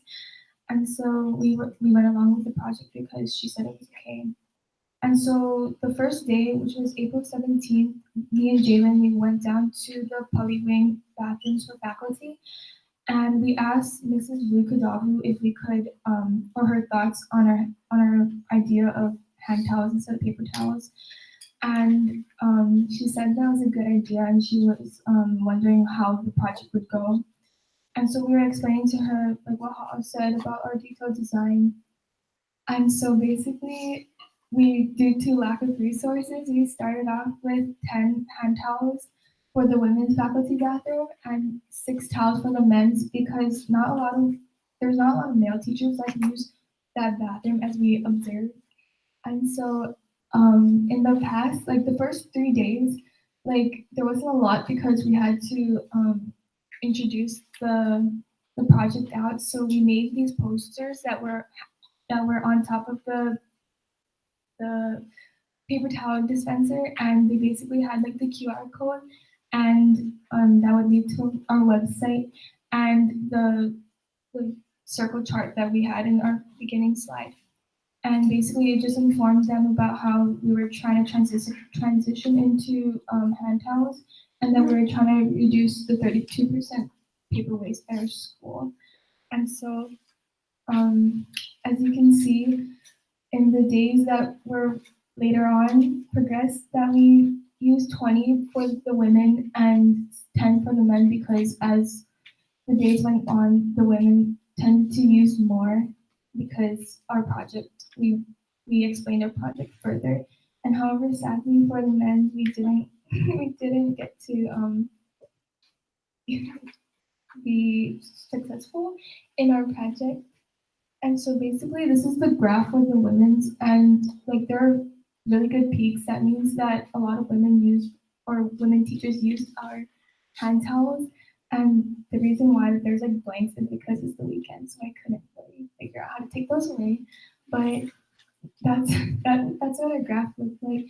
And the reason why it's like so peaked in the later days is because obviously we like tended to explain what our graph was like, or our project was like, and that's why we were like the men, unfortunately, they were not used as often. So the reason why we ended our data collection was because not a lot of male teachers were using it, and our project was ending, and we wanted to create this graph to show you guys what our project looks like throughout the process. Okay, so basically with all of that, our project worked, and that was what it looked like in the beginning. The first picture on the left is like the first day that we started our project, and as you can see, there's no hand towels used, and then there's still paper towels in the trash can. But then once we started putting up signs and talking to more teachers, they started to use the hand towels more. And then the future of our project, we only did 1 bathroom, but if we had more time, we'd probably like to do more bathrooms. So, because it was hard for us to keep going and collecting all the hand towels every day, and then coming back the next morning and setting them up. So basically, if we had more time, we would talk to custodians and ask if they could instead of coming to collect the trash, or when they went to collect the trash in the bathrooms, they could also collect the hand towels and then deliver it to the athletic department, as Ha'a mentioned, and have them wash it with their towels that they use there, so that we wouldn't be wasting too much water either. And this project would be good in the long term because over time we spend way more money on paper towels than we would on hand towels that you can reuse every day. So yeah, thank you guys.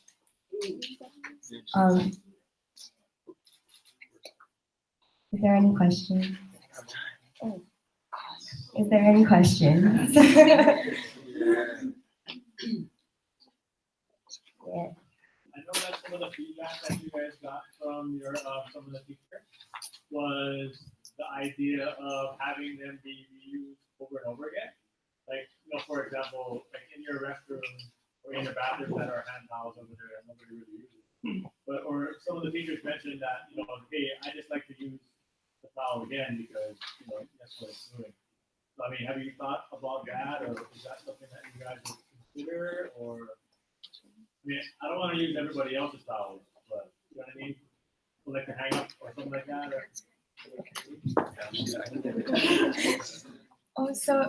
Before we thought of the idea of like hand towels and like trying to wash them every day, we were thinking about getting a towel for each of the students and faculty, like with like their own, so then they have the responsibility to wash it themselves and bring it back the next day. So. Yes, Lance. Was any towels stolen? Nope. You put them in the faculty bathroom, bro.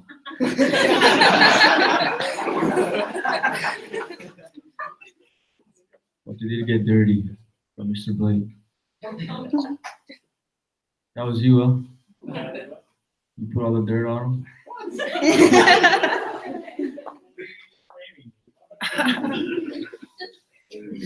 Any other questions for our wonderful group? All right.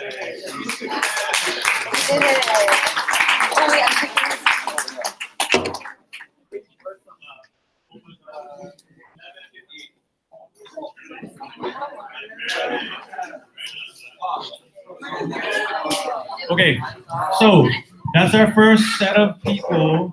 Now, I do want to say a few things. I will take a small little break because everybody's been on your behind for a bit. Now, let me also tell you this because it's funny but not funny. So in our sustainability world over here, we talked about things being on timers and doing all that kind of stuff. But you notice over the past half an hour, it kind of got a little warm. So right there is our thermostat. And so because this place is actually usually frigid, but then it thinks we're unoccupied. So it's not like one of those you can wave and do all that kind of stuff. So what's going to happen for the next few moments, it's going to get kind of warm. So I'm going to actually turn on the fan over there and begin to blow air out and or air in order to help some of that. But what we are going to be doing is let's take 10 minutes. Well, actually, let's take 8 so that we'll be back in our seats. If we can be back in our seats at 7:15, which would be awesome, then we can get going on that. And there is food and drink in the back. Please feel free to, yes, Kenna.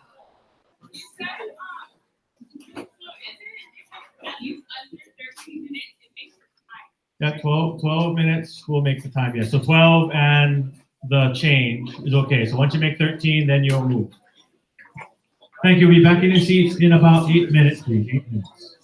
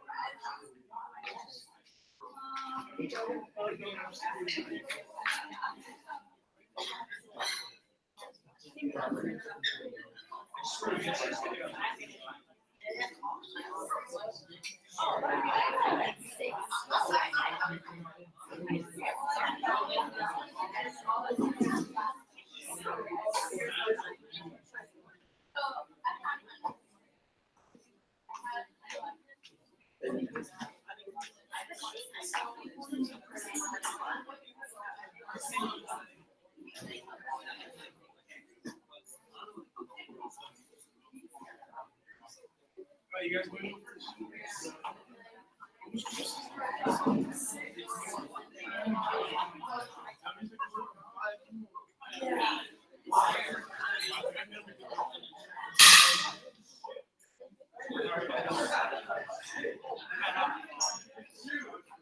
I think right now. Oh wait, we're right now. Oh, we are? You guys are? I thought we were right after.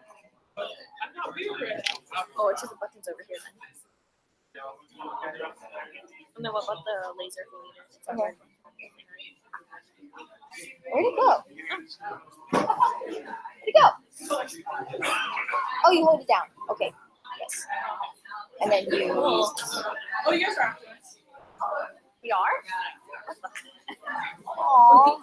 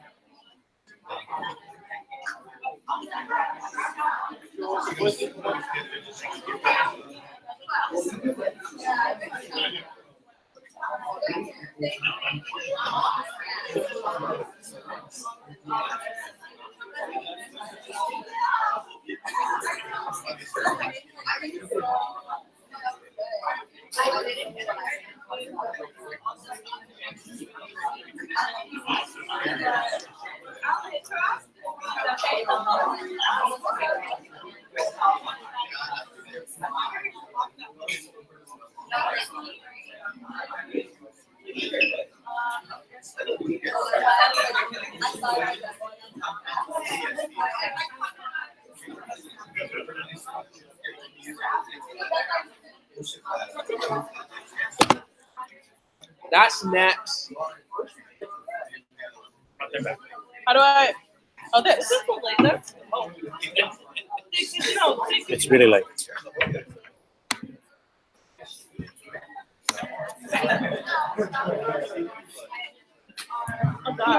Okay, everybody, could you please begin to take your seats, please?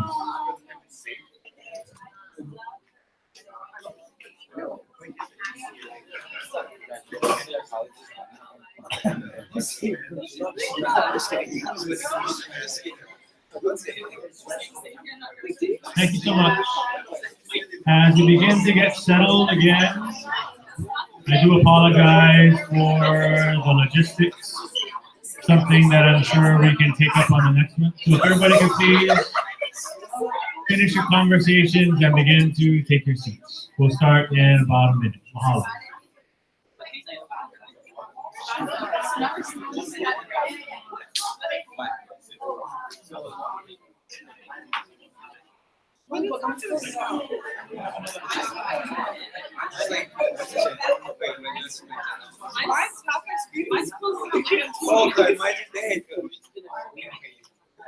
Just watch it.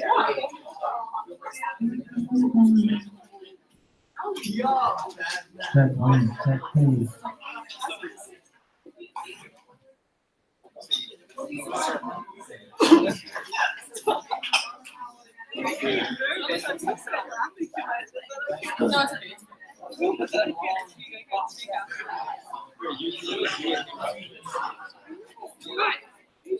Oh, wait, this is literally so tall. So me and Alec use this one. You two use that one. Took it down. Just put it down.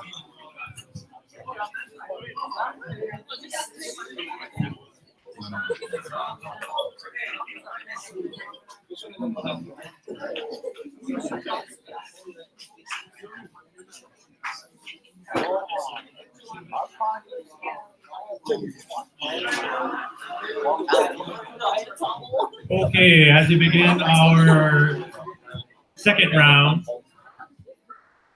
again, please take your seats. Again, quite appropriate as we're wonderfully enjoying this Konya 108, 109. We're changing gears a little bit, looking at another way of taking a look at sustainability with this thing called both volatile organic compounds. So is it something we should be worried about? I don't know, but you'll find out very soon. So again, mahalo to everybody for this. Again, there are food and things in the back. Please make sure that you're chewing with your mouth closed. Thank you very much. But we'll passing it on to period 4, group 1, for volatile organic compounds. Please put your hands together for the clean air.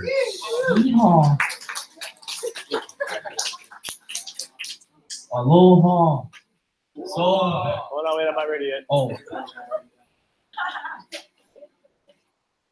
Yeah, wait. Hold on.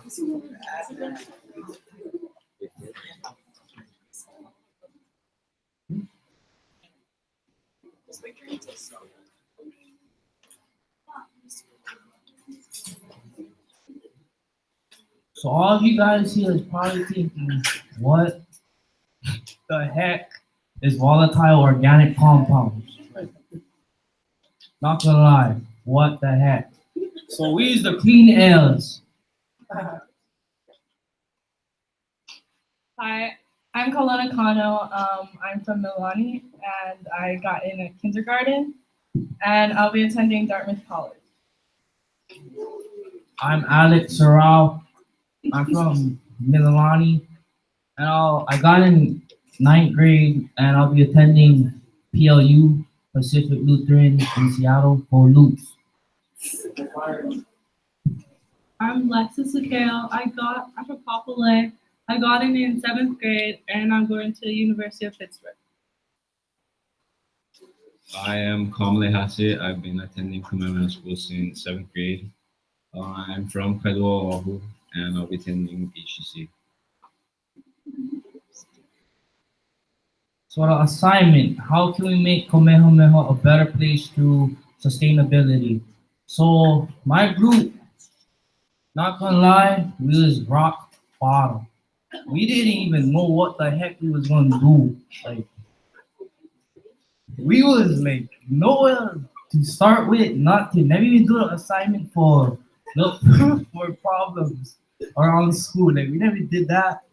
But then one day, Amy Brinker, the sustainability manager for KS, she would help us and explain like VOCs, because where she works at Kauai Hall Church, or not church, Plaza, she conduct tests with like these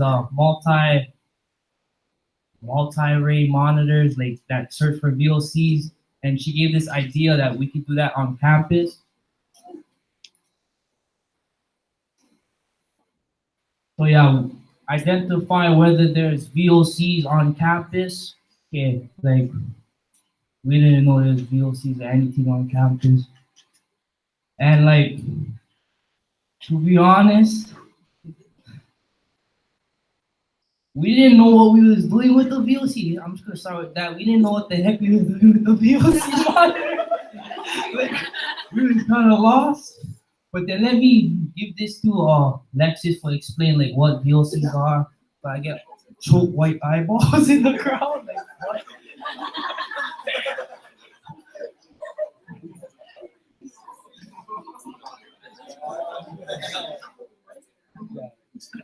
Volatile organic compounds, also known as VOCs, are chemicals emitted as gases from certain solids or liquids. Organic chemicals like carbon are commonly used in household products. The concentration for VOCs is 10 times greater indoors than outdoors. Common household products that VOCs come from are paints, varnishes, and waxes. Organic solvents are used to clean classrooms, and those give off VOCs also. Other products like building materials and furnishings, copiers and printers, glues and adhesives, and permanent markers and photographic solutions also release VOCs when using and even sometimes when stored. Like other pollutants, the extent and nature of health effects depends on the exposure levels and the length of exposure. But accumulation throughout such long periods of time adds up very quickly.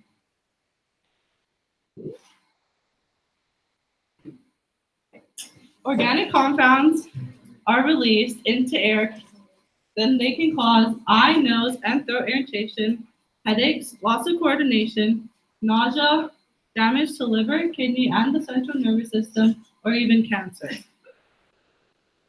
Even exposure from VOCs can cause conjunctival irritation, which is like an eye infection, dyspnea, which is difficult or labored breathing, declines in some cholinesterase levels, and cholinesterase, it hydrolyzes esters of choline.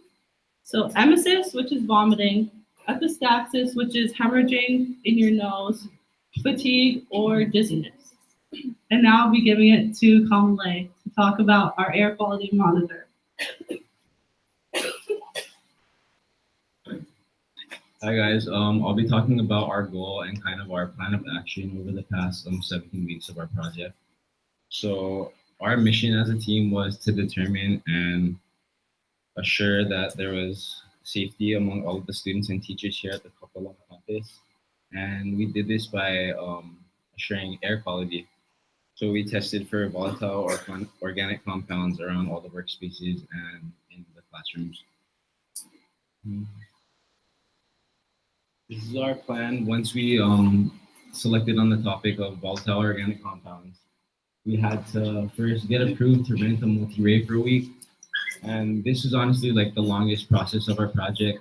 Most of it was on the financial side of it, as this is a like really unique device. It can do a lot of things that like other devices can't do to monitor the air. So yeah, the financial part was really hard because it was like really expensive to rent. Next was testing VOCs using the multi-ray air quality monitor across campus. So we had to get various spots all around campus and just figure out where VOCs would be located and test them. Next, we would analyze our data and compare them to normal statistics on like air quality. And then we would look at the problems and treat them if there is any that are located. This is our timeline all the way from the beginning of when our project started. So basically the first 2 months, January and February, were kind of like getting on our feet as a group, learning how to like communicate with each other and get all of our ideas to like work together. like Alex said, we like really didn't have any idea of like a project or like what we could do. So it kind of took us time and with the help of Mr. Blake to make sure that all of us were communicating well together as a group and keeping each other on task, making sure like we got all of our blogs in when they needed to be done and everything like that. March is when we actually decided to research on the volatile organic compounds. April, we gathered a lot of the data machine, and then May was all of our data analysis going around, really testing all the classrooms and workspaces. Right here is actually what the VOC monitor looks like. It actually sensors 4 gases. CO, which is carbon monoxide, oxygen, LEL, which is lower explosive level. Actually, it measures methane. So like if there's any like higher levels of methane in the room that were potentially dangerous, it would indicate that. H2S, which is hydrogen sulfide, and VOCs or parts per million, which is any other like pollutants or small particles that could possibly be in the air that might damage our like breathing systems. I'll talk about how the device actually works. So it starts with a calibrating system, and there's 3 calibrating levels of it. There's a fresh air cycle, a multi-gas sensor, and then a single gas sensor. So the first cycle is the fresh air cycle. We started by putting on the filter. Like over the time of using it, the machine will collect gases. So this thing will actually like possibly turn colors. We never had enough time to monitor really too long. So, but over time when we like change this, and then the first step was to air cycle it. You pump air through the machine, which takes about 1 minute. Just make sure that the air is clean around you. And then the next step was to plug in the gas tanks that they gave us. One of them came equipped with all 5, and then the other one just came with the parts per million or the VOCs. And each tank you just hook up separately. Each one takes about like 1 minute to calibrate, and it'll just test to make sure like all the parts, oxygen, methane, carbon monoxide, are like it's testing them correctly. So I'll be passing it to Paula. So the VOC that we specified for was isobutylene, and we took measurements from April 30 to May 3rd, and we tested the Mālama Honua classroom, both of the photography rooms, the kiln room at ceramics, the Pukamai Kala studio, trucks that came on campus, and a couple other places. So some of the highest of our testing that we found was at the trucks were 499 parts per million of carbon dioxide.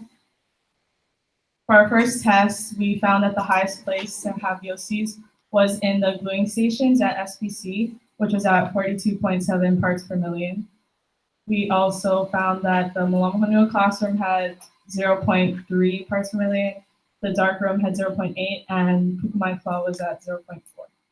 We did a second test to justify our data and make sure that there weren't any anomalies. So basically we found very similar results except for at the trucks exhausts. When we did our research, we found that normal outdoor air is approximately less than 0.1 parts per million, while normal indoor air is somewhere from 0.1 to 0.4.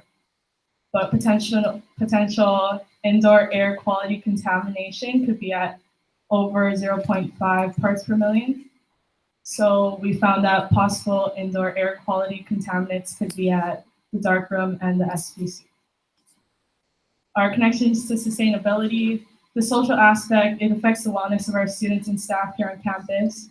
For environmental, we have to make sure that there's a safe learning environment for students, and the exhaust from man-made products can affect the air quality over campus. Economic effects is that it could affect the productivity of students and staff here on campus. So in conclusion, there weren't that many locations that had high levels of VOCs, but there are areas that we need to focus on to fix it. And in the future, we want to make sure that safe protocol is being worked on by students and staff. So making sure there's correct ventilation at the gluing station in the SVC, and signs detailing the risks that involve it, and looking into professionals that can further work on this problem is important. Thank you. Any questions? Yeah. So you're saying that I shouldn't be worried about the volatile organic compounds that are located in the areas that we are learning? You should not be worried, but we should look into it. So making sure that we notify the administration and making sure that professionals are able to look into it, as we are not definitely the most qualified to do this, but making sure that people are notified and aware.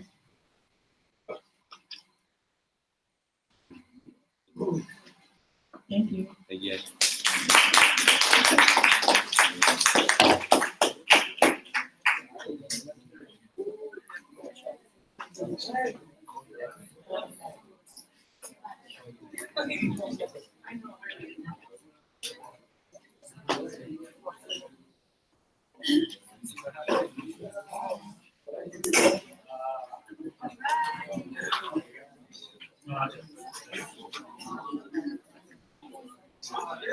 I don't think it's you guys yet. Good job.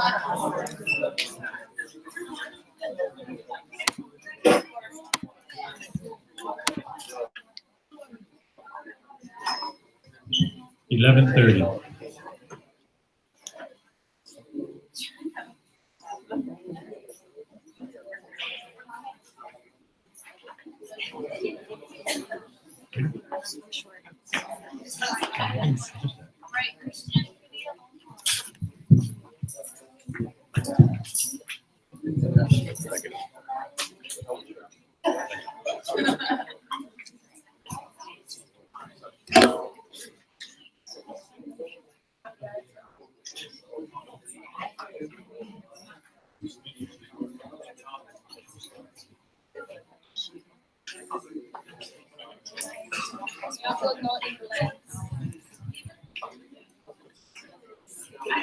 Okay.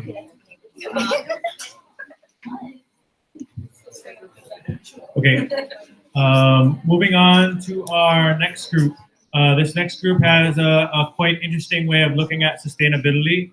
It is one that actually led to a very innovative and different solution to some of the challenges that we have with paper waste. So, without any further ado, right? Please put your hands together for the Peppa Savers.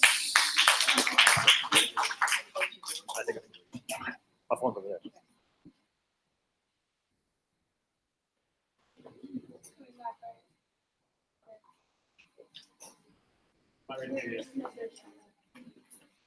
Peppa Savers.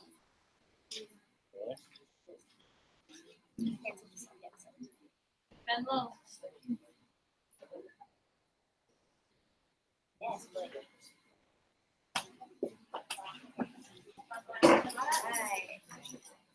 Alright. Aloha mai kako. My name is Janai Clemente. How is everybody doing? Is everybody okay? I know it's been a couple hours now. Some of us like go home. Almost there. I am currently a senior here at KS. I will be graduating with my class, and after that, I will be going to Leeward Community College, where I will be studying in HR, Human Resources, and then transferring to Manoa for my bachelor's in Hawaiian Studies. This is Kahale Burns and Alexis Kealikipi. I'm Alexis Kealikipi. I entered here in 7th grade. I'm also a senior, and after I graduate from here, I will be going to Creighton University, where I will be studying in business sustainability and hopefully minoring in supply chain management. So I'm Kahel. I'm a senior. I got in 4th grade, and after graduation, I'll be attending OCC. So our group name, as you can see, is Peppa Savers. You guys already know Peppa means paper, so we're going to be talking about how we can save, or eliminate the amount of paper being used on campus. When Kumu Blake told us, how can we make Kamehameha a better place through sustainability? And the first thing, or one of the first things that came to our minds were paper. Paper is used in classes, in our offices, our security departments. It's used everywhere on campus. And we understood that, we can't take away paper. We can't take away paper from students, from teachers. It's inevitable. It's going to be used. But we wanted to focus on a specific area on campus where we can kind of change that, where we can kind of improve and decrease the amount of paper being used. So we thought of the parking passes that students purchase every day. Seniors, juniors, you guys know this, we have to buy parking passes every day. It's a pain to leave that piece of paper on our windshields. So we wanted to come up with a way that we can kind of change that and make it easier for our school and our students when buying parking passes. So therefore, our mission statement is to replace NCR paper parking passes with an app that is student and staff friendly. Not many of you know what NCR parking passes are. Some of you do. It's the 3 copies of paper that you get when you guys purchase the parking passes. There's I believe the pink one, the white one, and the yellow one. So 1 copy they go with you. You put that on your windshield. The second copy goes with the security department so that they know, hey, the student is allowed to park here. They're fine. They're not gonna get taken or not gonna get kicked off on campus. Then the 3rd copy it stays with ASC, Akahi Student Center, so that they know okay, the student bought a parking pass for this day. They're going to be allowed to park at this location on campus only, So it's a way of communicating. It's definitely a good way that our school has used to monitor student parking passes. Some of the challenges that we have come across consist of environmental, technological, and personal health. For environmental, this project would definitely help reduce the amount of paper waste. You won't have to carry the papers on your cars. You guys would just be using something a little more easier. Technological, it's going to take a process because we will be having to spend money on technology in order to see this project go through. Personal health. So some of the issues that occur are going to happen due to chronic exposure. So Kahea Burns will take away the mic from me for a little bit, and she's going to explain kind of the process of how students buy parking passes here on campus. Hi, so currently right now, students pay $2 for a daily parking pass. If you park for a year, you pay $80 out front. So we are focusing mostly on top of the daily parking passes since they are the paper ones. So students may purchase 5 passes per day. So each day you go to buy a pass, you may buy 5 passes ahead. You can buy as soon as tomorrow or as soon as the end of the school year. So as Janai said, there's 3 types of slips for each person.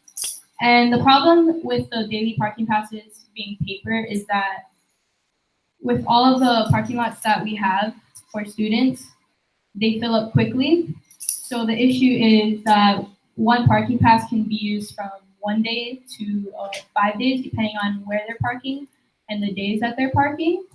So right here is a picture of about maybe a week's worth of parking passes bought in a normal school week. And that's just a lot of student drivers. And just to think, there's 3 different stacks of this for the week. So that's a lot of paper waste on us. So our solution is,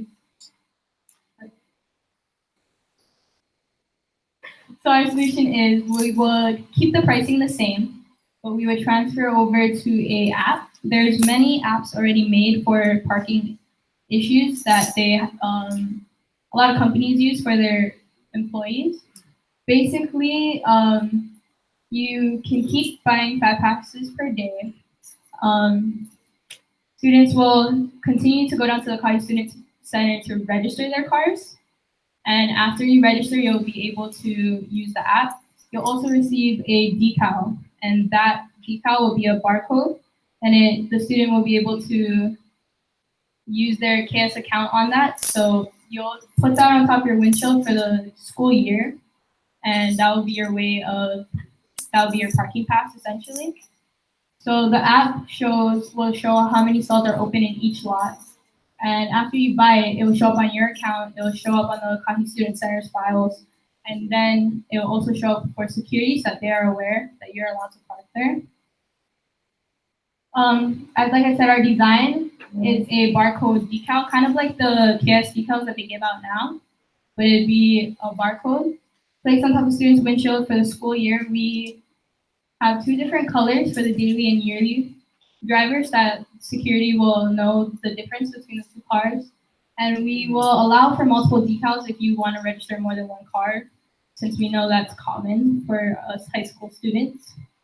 And then all the drivers' information, the car information, and then their student information will be linked to this decal, so everyone will know everything. Yeah. So I'll give it off to Alexis for our construction. So for our construction, we have 2 main things that need to be worked on. One of which being the parking app, which during our research process, we actually picked out one parking app that we took a liking to. It's called Parking Boss. It has a virtual assistant, so everything is online virtually. All the information is linked to all the barcodes that would be there, or QR codes based on what we use and how we personalize the app. And we also need to work on the creation of barcode stickers. The barcode should, of course, be associated with the student and the driver and all their information to make it easier for administration and staff members to access all their information. So for our prototype, we actually looked at Parking Boss and kind of based it off of what they did. So basically, all the stars are marked off. And they have, of course, a parking attendant, which for us would be the security, and they're there for accountability, which is very necessary for this to actually work, because while students may purchase their parking passes online, it is more or less about security's job to actually be accountable to make sure that students are parking in the correct places and that they did actually buy passes, because all the information is online and not visual right in front of the parking attendant at that moment. So with this being said, we actually went down to the Kahi Student Center, which they distribute all the parking passes, and we went to see what their needs were in order to meet them and help to make this transition easier if they were to actually implement it. So what we found was that we needed a functionality, which would be live updates, so that administration, staff, and students could actually see which parking spaces were available and which areas were not available, and we would update it based upon events taking place on campus. We also needed accountability, which is more about personalization for our staff members, so that we are able to make sure that we have cars parked in specific places. And then, of course, last, availability, which goes back to functionality with the live updates. And then I will hand it back off to Janaya for the rest of the presentation. So after talking to Mrs. Yamamoto and Mrs. Kang down at Akahi Student Center, as well as talking one-on-one with our security department, we got input back from them, and it was really helpful for us. So some of the things that we took away was some of the things that we needed to be modified. So for instance, KS, knowing that we wanted this proposal to follow through, it's just some of the things that made it, that would be easier for them. So it goes back to the stalls that are open, how many cars, the students, etc. Accountability was definitely one of the takeaways.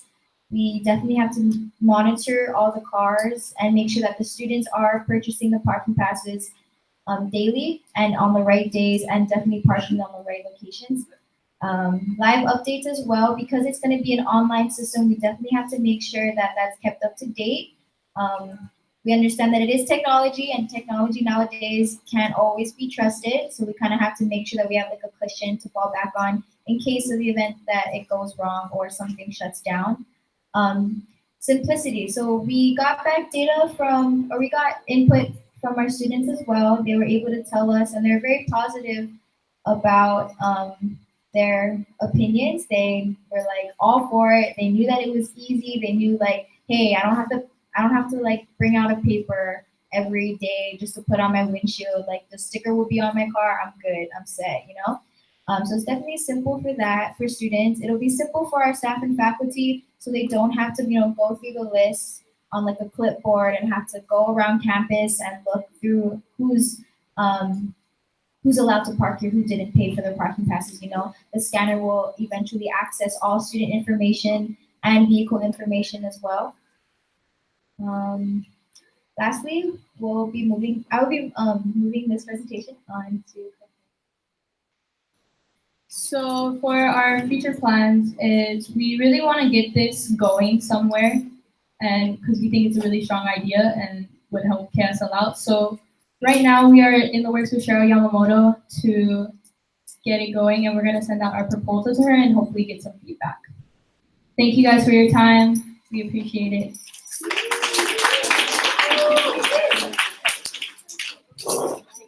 Do you guys have any questions? Yes, Guru.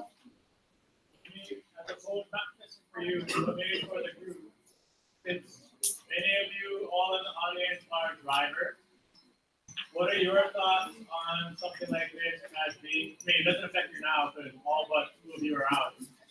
But would this be something that would help you? Yeah.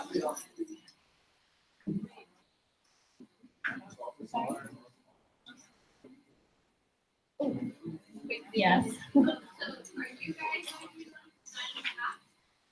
No, we can't design the app. The app is actually in the works with other large corporations, so they are able to modify it, but it would have to be done through the school and through individuals down at Kamehameha Plaza. Yes, guys.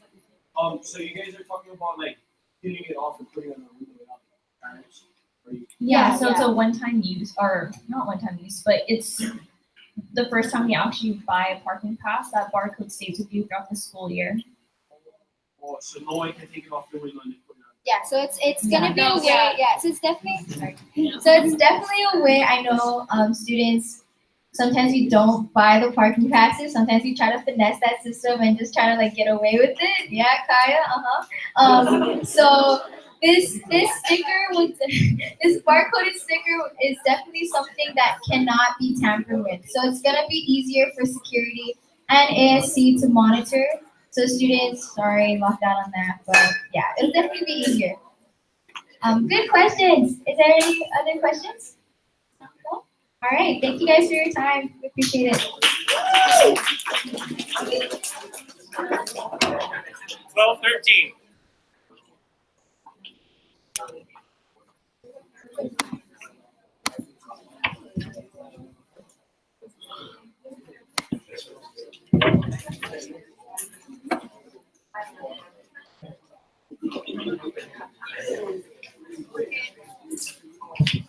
The time for the last one was 12:13.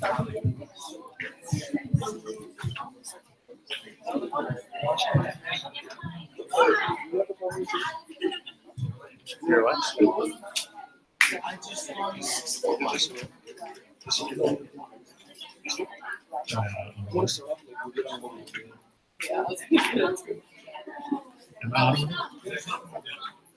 Am I out of order? Is this right? No, this is right. Yeah.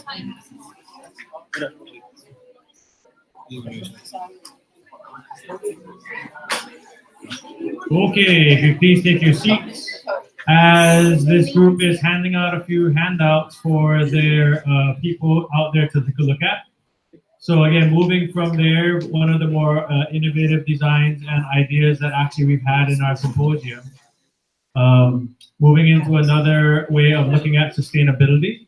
So this group is going to be taking a look at something that many other groups have actually looked at in the past, and very interested in looking at their take and how they're going to be looking at moving this forward. Because for all the other groups in the past that have run this, this is the first group that actually is showing promise of potentially having this take root of something that's very, very important, definitely serves a need for a very specific group of individuals. And hopefully they'll be able to make this stuff work. So please welcome the Alohain group to the stage. So we'll take a picture first. So you have yours there. 2, 1. Hold on, yeah.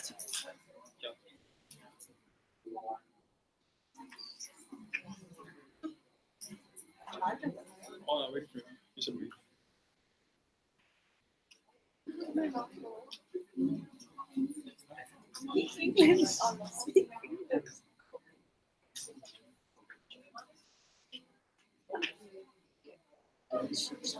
Aloha pumeana kākou o wau o Candido Monatad, no o ma waiahole o Ahu.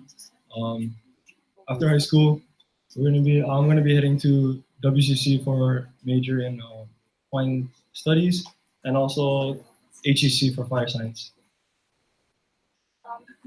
Aloha, my name is Julia Malasig. I'm going to be attending UH West Oahu next year. I'm actually going to double major in Hawaiian Studies and Environmental Studies.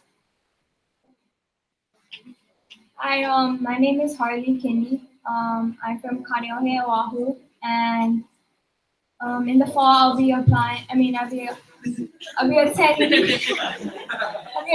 UH and majoring in nursing.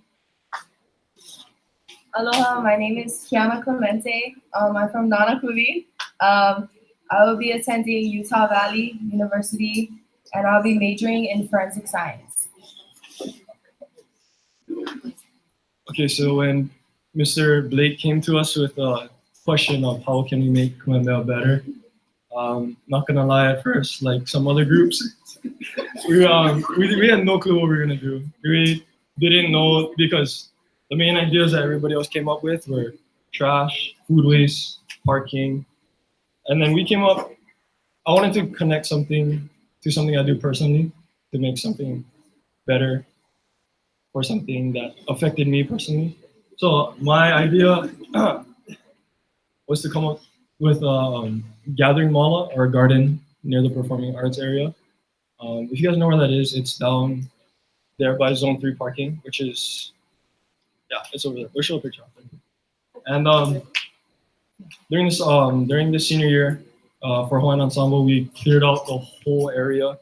So all the land is barren, it's all mulch. So there's nothing there right now, and it's kind of ugly looking. So that's the idea that we came up with to, yeah, not to Kiana. So as Kaya just mentioned, we did not know what we were doing at first. Literally, we had to propose our idea to Kumu, and we didn't come up with our idea till the day of our proposal, and it was still late.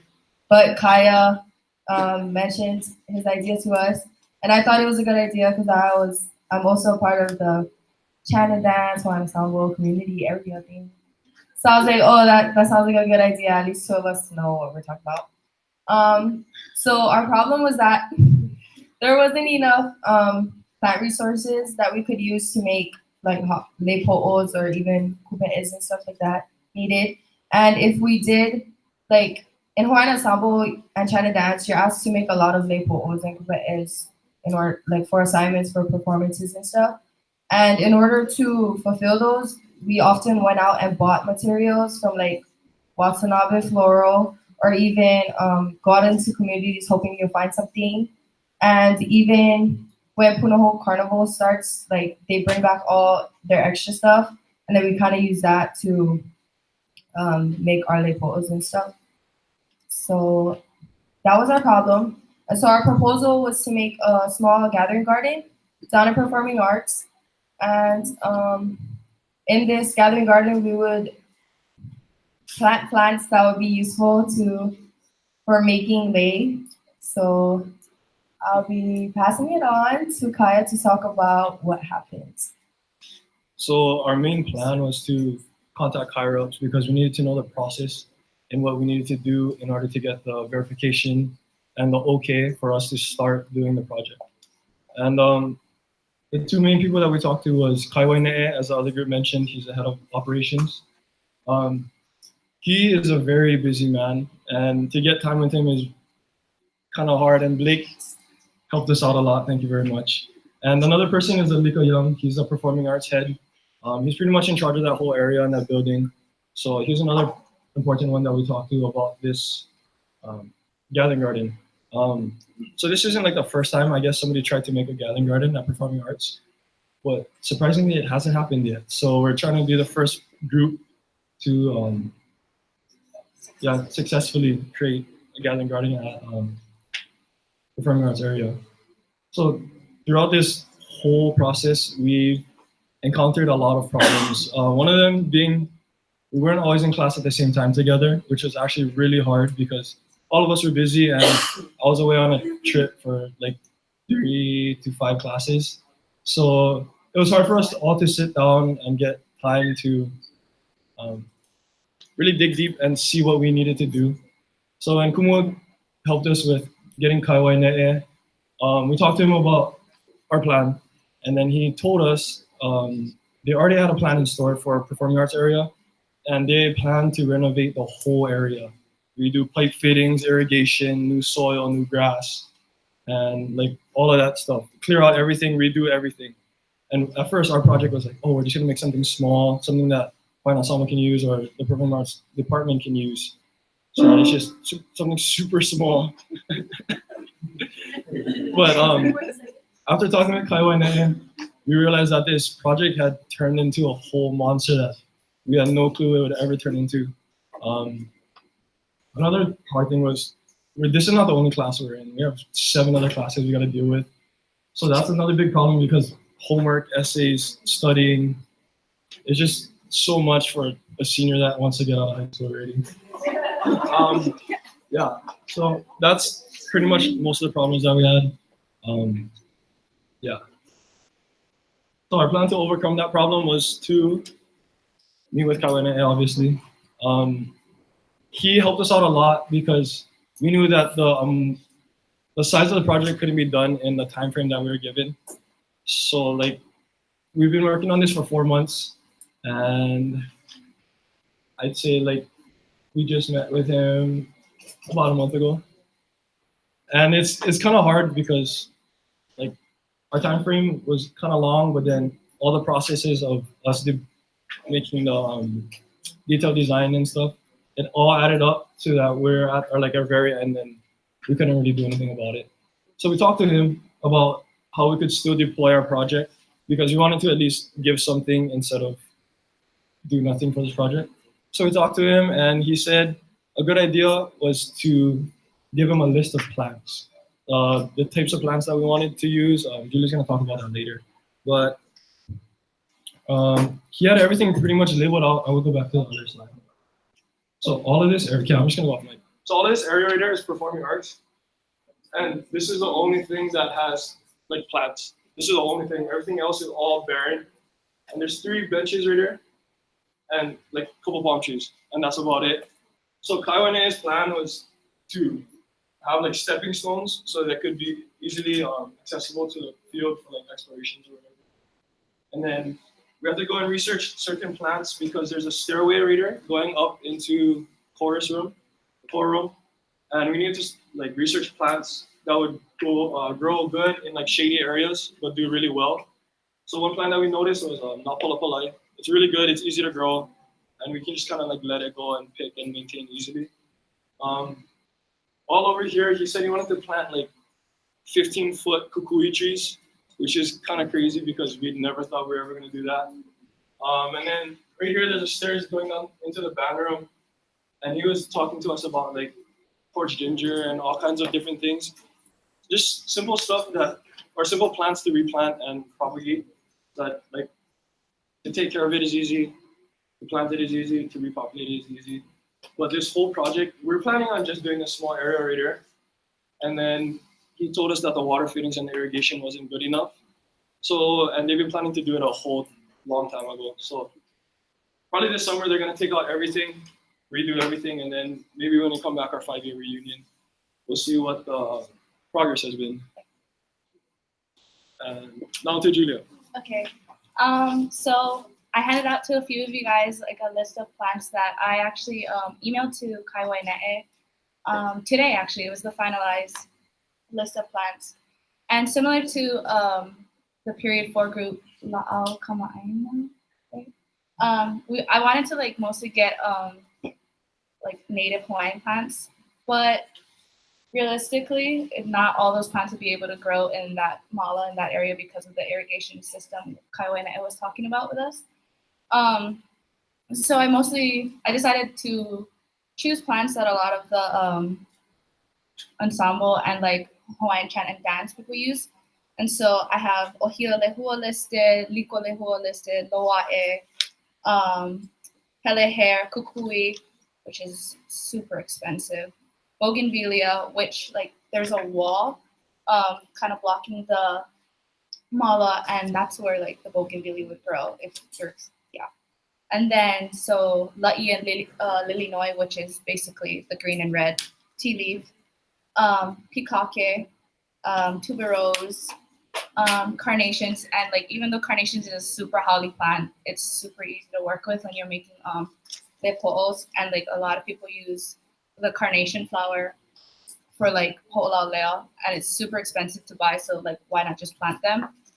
And then palapalai, like Kaya was talking about earlier, it grows super easily and it would be great for the mala. And then lastly, Song of India, or some people call it the money tree, and actually Kumblake is using a lepo'o using Song of India, so yeah. So yeah, it was kind of difficult to find plants that would kind of work together to grow together, because like while I was researching, I was like, oh, this plant like can't grow in this kind of area. So like for Ohia Lehua, there needs like to be a lot of water, and then like for Palapalai, there needs to be a lot of shade. And so yeah, that was difficult, and this is like what kind of how we deployed our project by sending him this list. Yeah, next Harley is going to be talking about the future of this project. Okay, so this project would benefit anyone who would want to make lei, like Hawaiian ensemble, chant and dance. They need like plants for senior luau or like Founders Day performances and more. This mala would also save on cost. So since most supplies and plants are from the Punahou Carnival, we'll have them in like picking. We can pick it down at the Performing Arts Building. It also adds beauty to our campus, and this would be right outside of the classroom, so it would be easy access. We also talked to Kumalika, and Hawaiian ensemble or chant dance would be like upkeeping the mala, like weeding and watering. And in the long run, it's cheaper for us to save money and stuff. Sorry, I forgot to change that. So our conclusion, our project will not be fully done by the end of this year, obviously. So we're planning with Kawane to come in during summer and hopefully help him at least with some of the labor, because we don't want operations doing our job that we came up with. So yeah, that's pretty much it. Thank you. Thank you. Is there any questions? Any questions? No.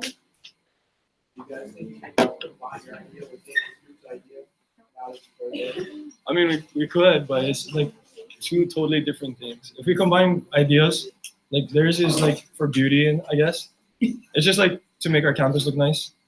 But I feel like, I don't know, I just put ours as a purpose to give back, I guess. Yeah.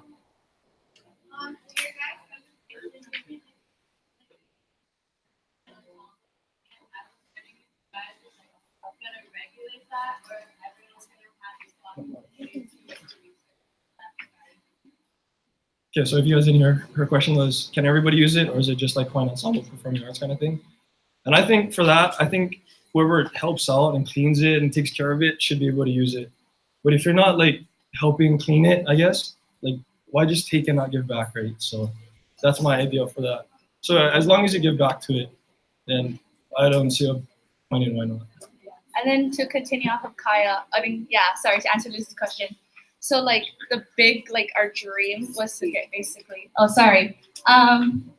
our dream goal is basically like possibly to make a lei making kind of class, because like it's coming back so much. Like everybody's trying to wear lepo'os, and it's so expensive to buy.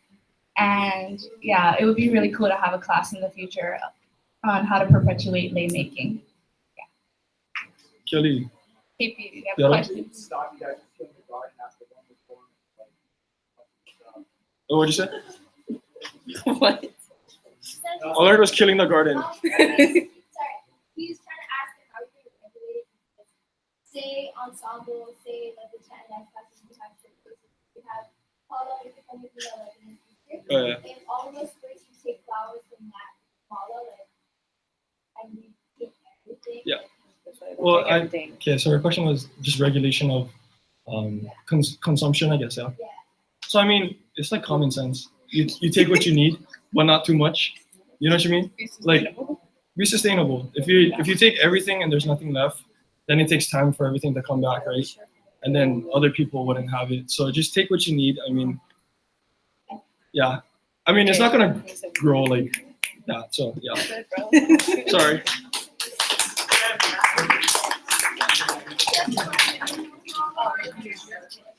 Oh.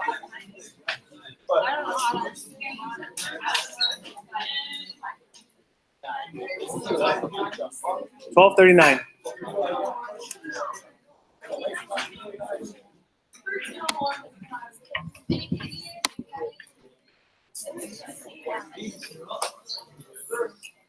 Time was 12:39.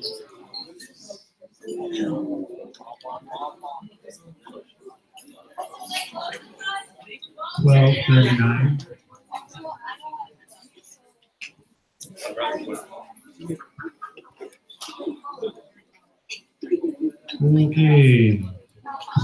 As the natives are continuing to get restless, let's just remind that we want to be as kind and as attentive as we all have been over the course of our procedures.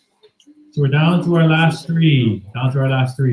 So thank you again for that group. Did an exceptional job of answering many of the questions that we have. So going up into our next group.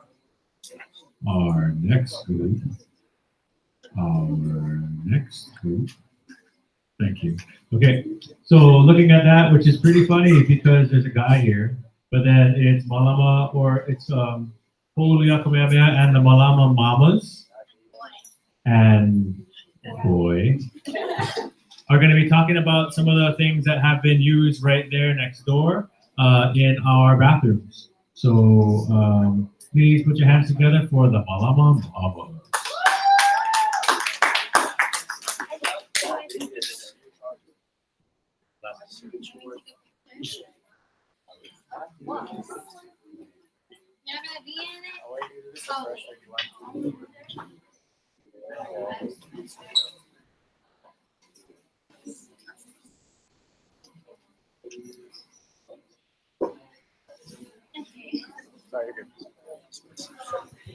Aloha, I'm Garlin, and next year I will be attending BYU in Provo, Utah.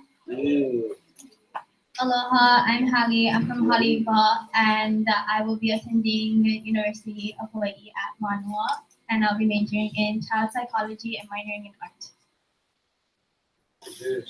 How's it, everyone? My name is Davis One. I'm a senior, and once I graduate, I'll be going to Central Washington and studying journalism. For our Ho'oulu Kamehameha project, we are tasked with brainstorming an issue here at Kamehameha, and we believe it was in our best interest to focus on an issue that's not only affecting our campus, but globally. So that's garbage. For our Ho'oulu Kamehameha project, we wanted to minimize the amount of trash on our campus. So with that, we propose to replace half the paper towel dispensers in the bathrooms with electrical hand dryers. So why now? The reason why we're installing this now is because it's never too soon to start saving the planet. And another reason why is because of the trash epidemic. As you and I both know, the trash around the world is really bad. And as this isn't globally affecting, it is a small change that we can make. Oh, and we are pushing for this now because one, we want to give back to Paulie as she consistently gives back or gives to us. And another reason why we were pushing for this knowledge is for the community, so we can create a more sustainable environment for future students at Kamehameha. Why hand dryers? Hand dryers are the simplest and most efficient way to reduce our trash use here on campus.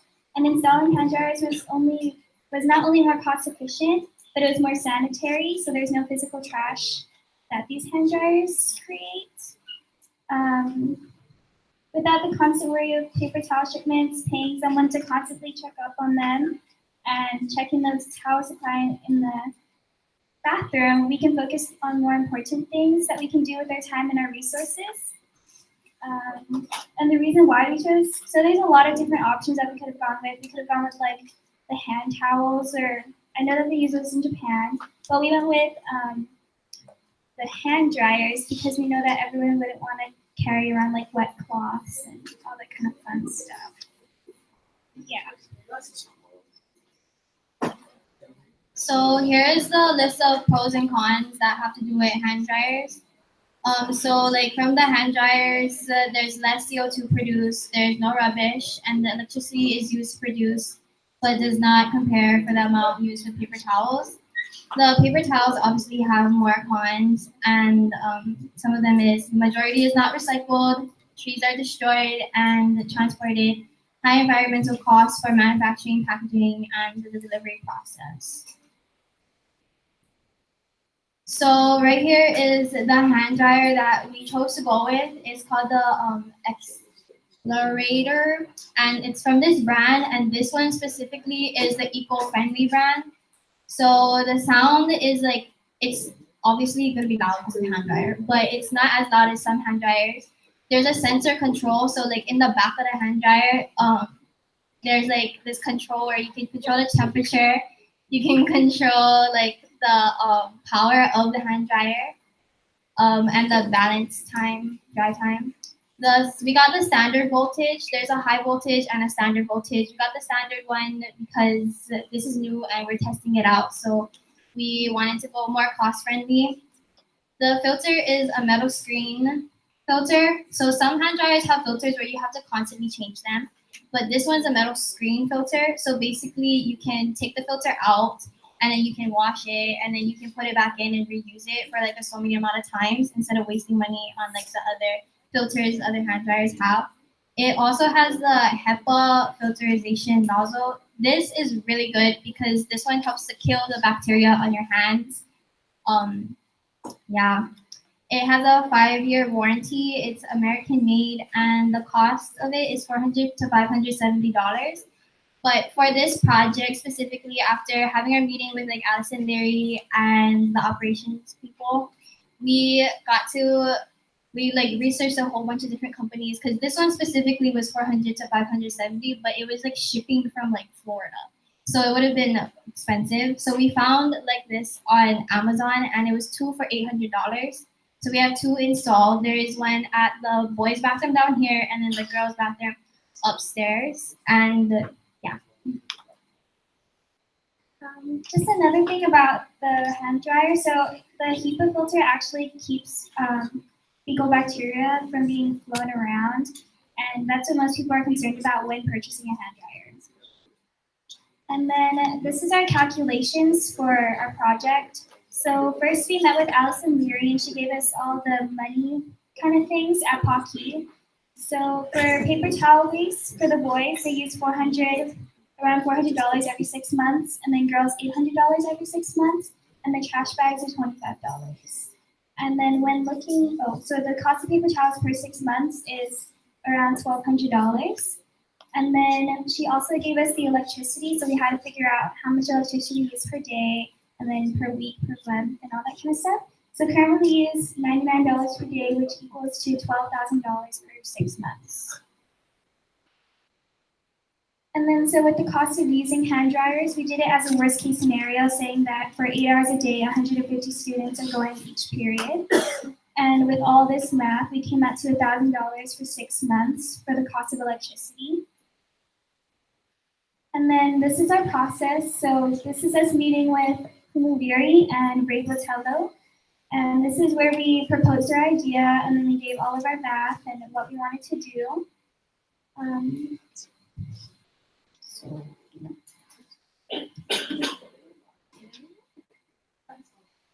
Okay, so in the process of like the behind the scenes and not like the meetings and everything, all the emails were directly to Rylan, and then she would like she was like the head of our group, and then she just kind of dispersed like what we needed to do.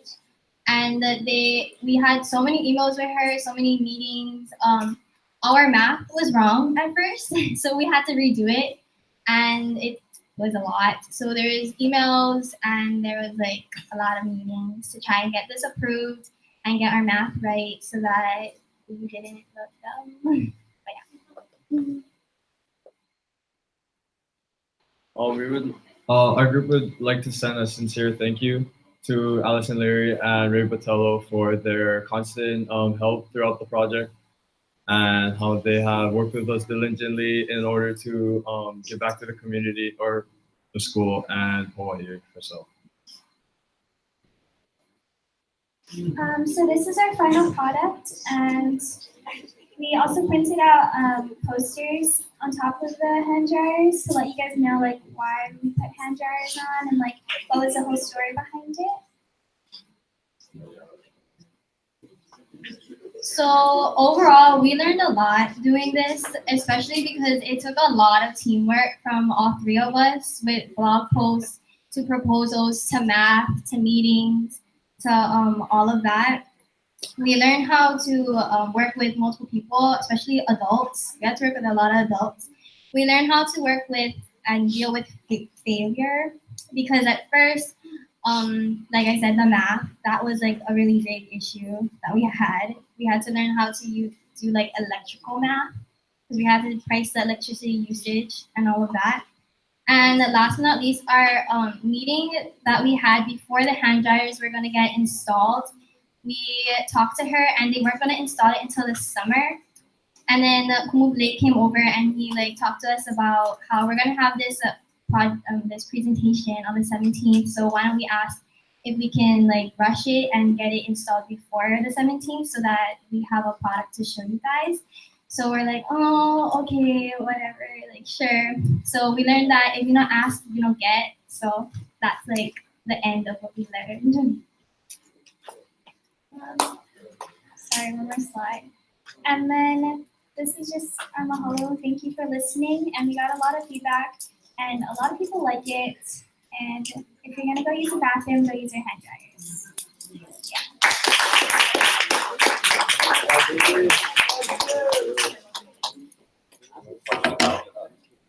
Oh, do you guys have any questions? Do you guys have any questions? I'm sorry, I forgot. Yes, Mr. Blake. Do you notice about anything in the bathroom since you've seen the installing of the hand dryer? It's a lot cleaner and less paper towel waste. Oh, and the paper towel dispensers don't work upstairs, so your only option is to use the hand dryer or no washing hands or have wet hands.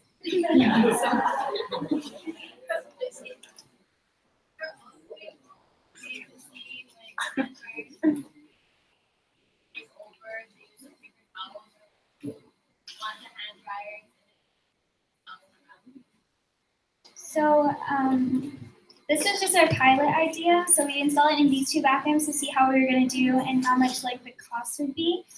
And then hopefully in the future we can install more. But we plan on keeping one paper towel roll, or at least I know a lot of people, they use paper towels to open the door. So we want to install something where you can like press your foot or you can use your elbow. And yeah. Any other questions? Okay, thank you.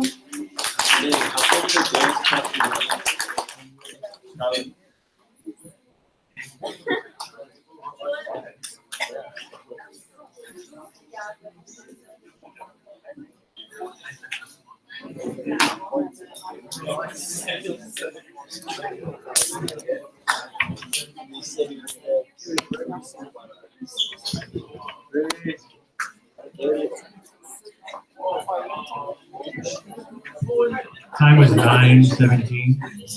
9:17.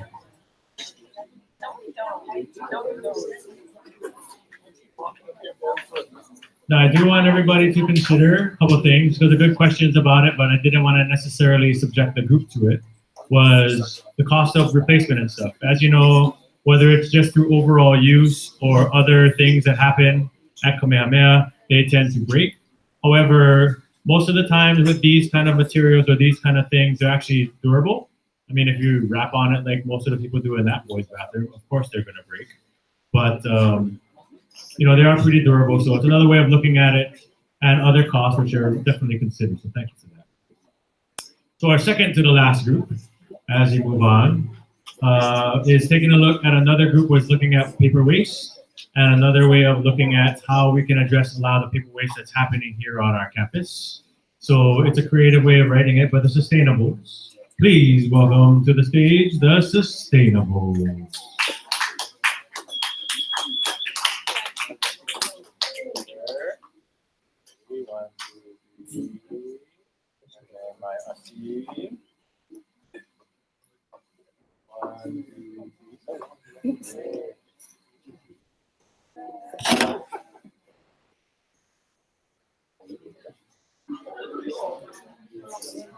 Hold on a second.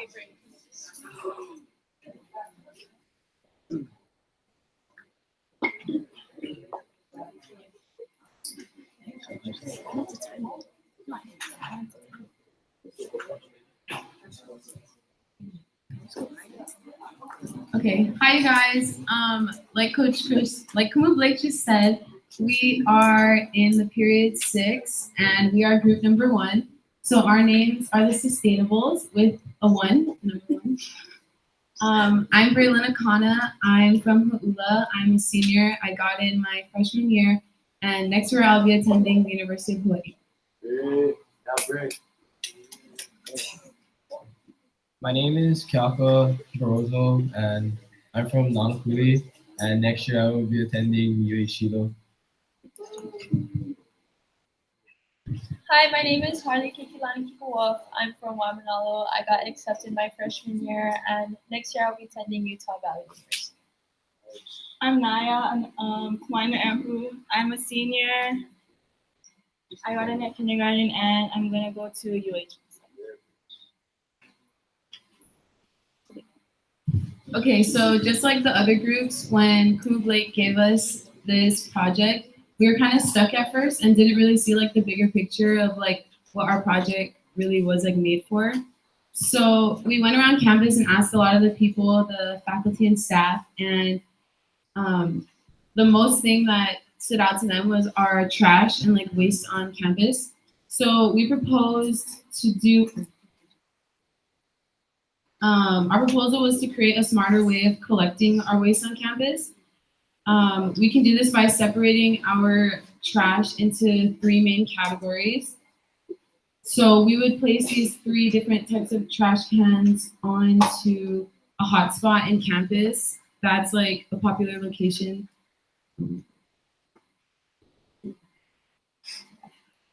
So the materials that we needed for this project was, we just got 3 regular trash cans to hold all the trash and waste. And then we made student signs laminated to protect them from the rain and the wind. And the signs were kind of just like informational, just kind of explaining what our project was. We got a variety of the trash bags to obviously switch out when the bins are full. We used duct tape to secure our signs, and then we used rubber gloves. We actually made this before we put our trash cans out. So this is just like a draft of what our trash cans would look like. So as you guys can see, we separated them into 3 main parts of waste. So for the first one, we would use for recyclables, and that's just plastic bottles and cans. And then the second one is for all of the food waste. So like after lunch, the students could scrape off their plates, like if they didn't do it already at the common dining hall. And then the last trash can is just regular trash that can't really separate into the other 2 separations. So we got a lot of main questions from a lot of faculty and staff and other students. So one of the really main questions that we got was, what will you do with the waste after the trash cans are full? So we actually separated our answers into 3 different subjects. So with the recyclable trash can, we were going to ask the janitors to kind of join their recyclable system with ours. So wherever theirs would go, ours would go, and that would just like bring a strong combination of the overall recyclables on campus. And then for our second answer for the food waste, we're actually working with the compost group, and so our food would just be donated over to them. And then for the third bin, which is everything else, that would just continue to go with the janitors into the regular trash that you guys usually see like in regular trash cans. So then our second question that we got asked a lot was, who will care for the system next year? So since there is no Mālama Honua class next year, we're just gonna ask the custodial staff to keep doing it, and then if the compost project is still on, then we would just keep donating our food waste to them. And then the third question that we got a lot was the locations. So what other locations on the high school campus will or could have these trash can separations? So we chose a different we chose a location, but we also have other locations that we would want to locate them at. So one of them was the front of Hockey Building, which is like the benches, and then the trees and tables by the Bishop Building and the Akahi Dining Hall on the outside of them. So now Harley will be talking about where our current location is and some of the steps that we did to complete this project. Okay. Hi. So the current location we have our trash cans placed at is right outside of Midkiff, coming up from Akahi. We chose this place for our protocol only because it's kind of like the most used trash for all 3 categories. Going into Midkiff, you're not allowed to bring in food or drinks, so that'd be a perfect place where everybody disposes their bottles or their food. And then coming up from Akahi, anything you have left from lunch.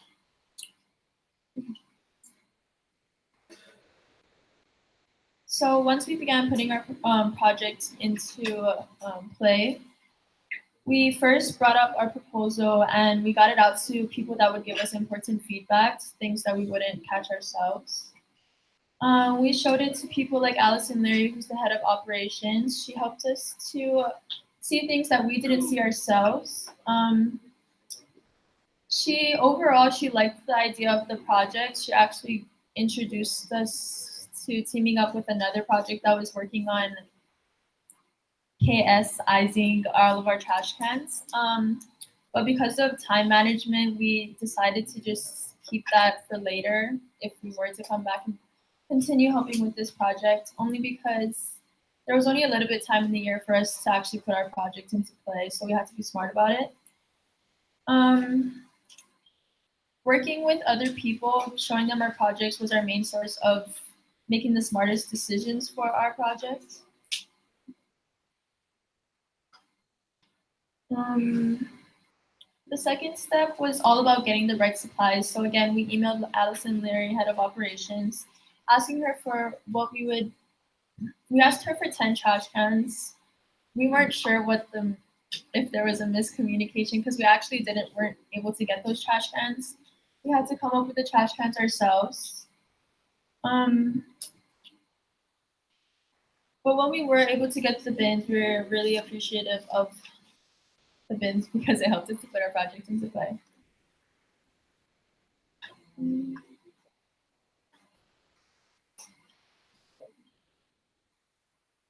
So our third step consisted of putting the trash cans out on the locations that we desired.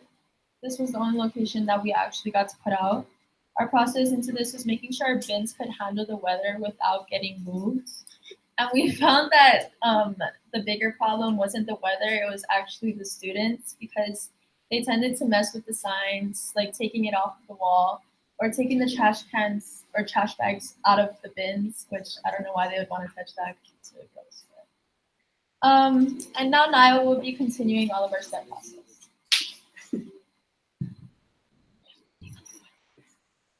So after we set the trash cans out, we wanted to get the word out to the students to use the trash cans.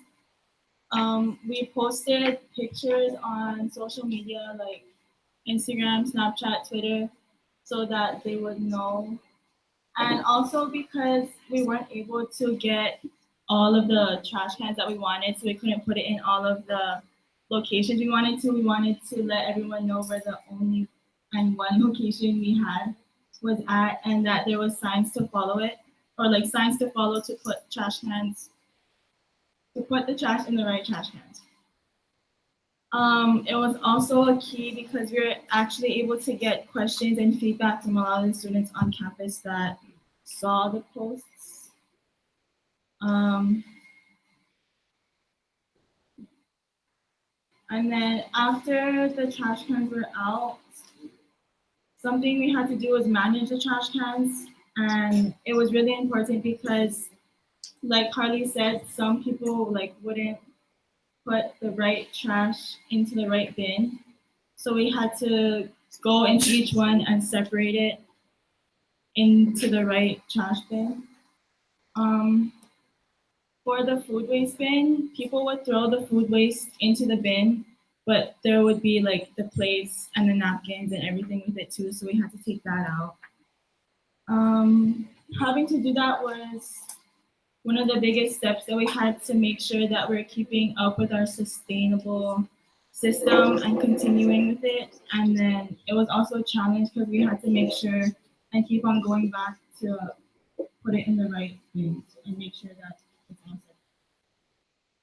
Now, a question that we were asking ourselves and like students and staff around is, what can we do to encourage the students and staff to correctly separate their waste into the correct bins that they belong in? And after we were thinking and stuff, we thought about putting out more signs or letting it be more known that everything has to go in the correct one so that people are more informed about what to do. And now Keako will conclude our presentation. Okay, so overall, after we cleaned up all the trash, the plastic bottles and all the recyclables that we got, we gave those to the custodial staff, so they're gonna be recycling that. And then the food waste, we gave it to the other compost group. And then everything else also went to the custodial staff for them to get rid of. And the data that we collected, so we had 2 full trash bags and a half of recyclables. And we didn't get as much food waste as we wanted because we're just like, not too much people put food waste in. And for everything else, we got like 2 bags of just every other kind of trash. And this is just like an example of the days of like some of the things that we were doing when we were separating all the trash. And just some of like the main problems that we face were people having to separate it because people weren't throwing them in the right areas. Thank you. Does anybody have any questions? Do you guys happen to know if and where what we do with food waste right now? Like,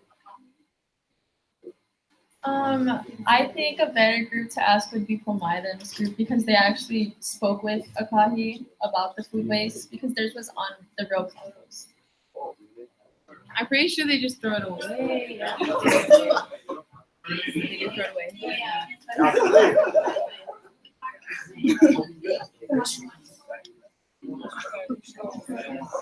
Chin, did you have a question?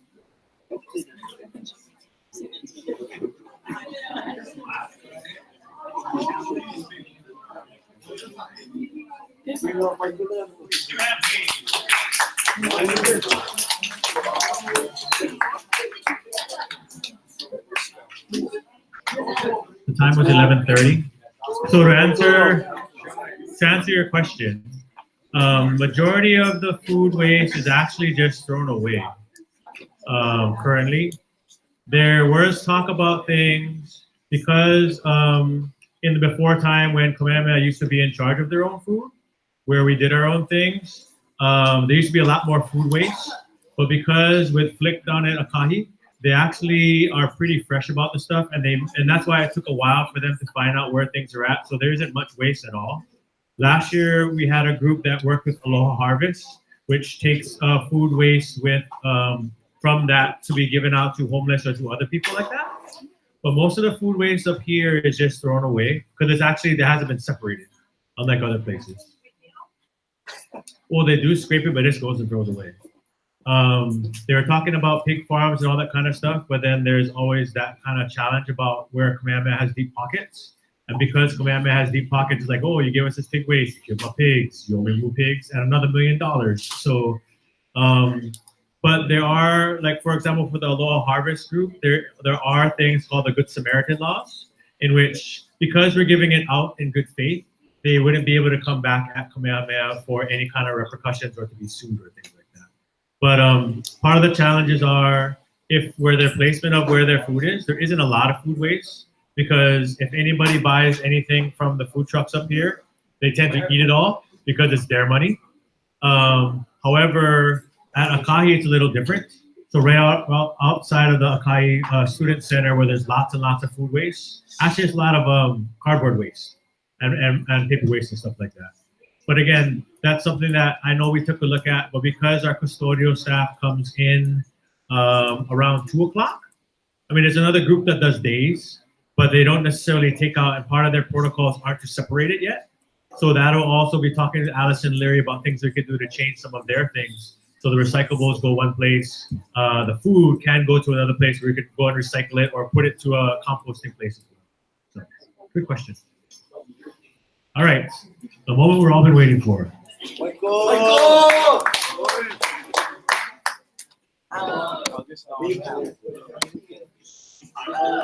Let's go, Mike.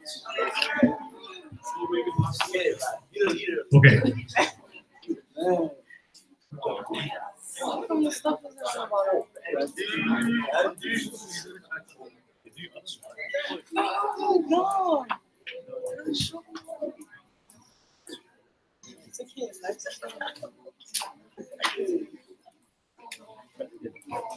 Okay, so again, for the last group, which I'm sure everybody is happy for many different reasons to be here. Michael.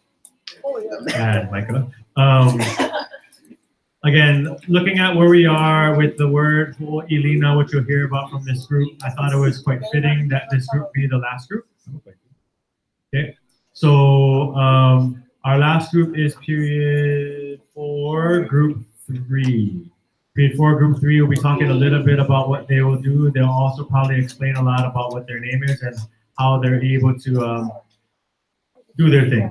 So please, for the hopefully last time for this evening, please put your hands together for our last group, Ho'oilina.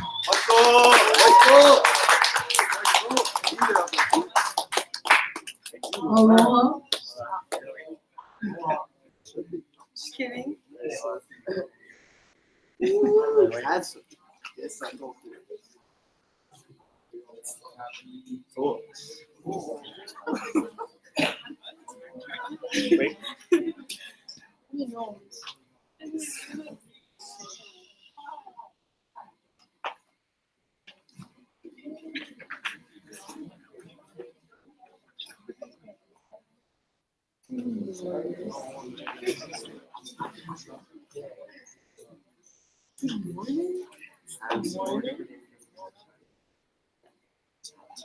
Aloha and good evening, warriors.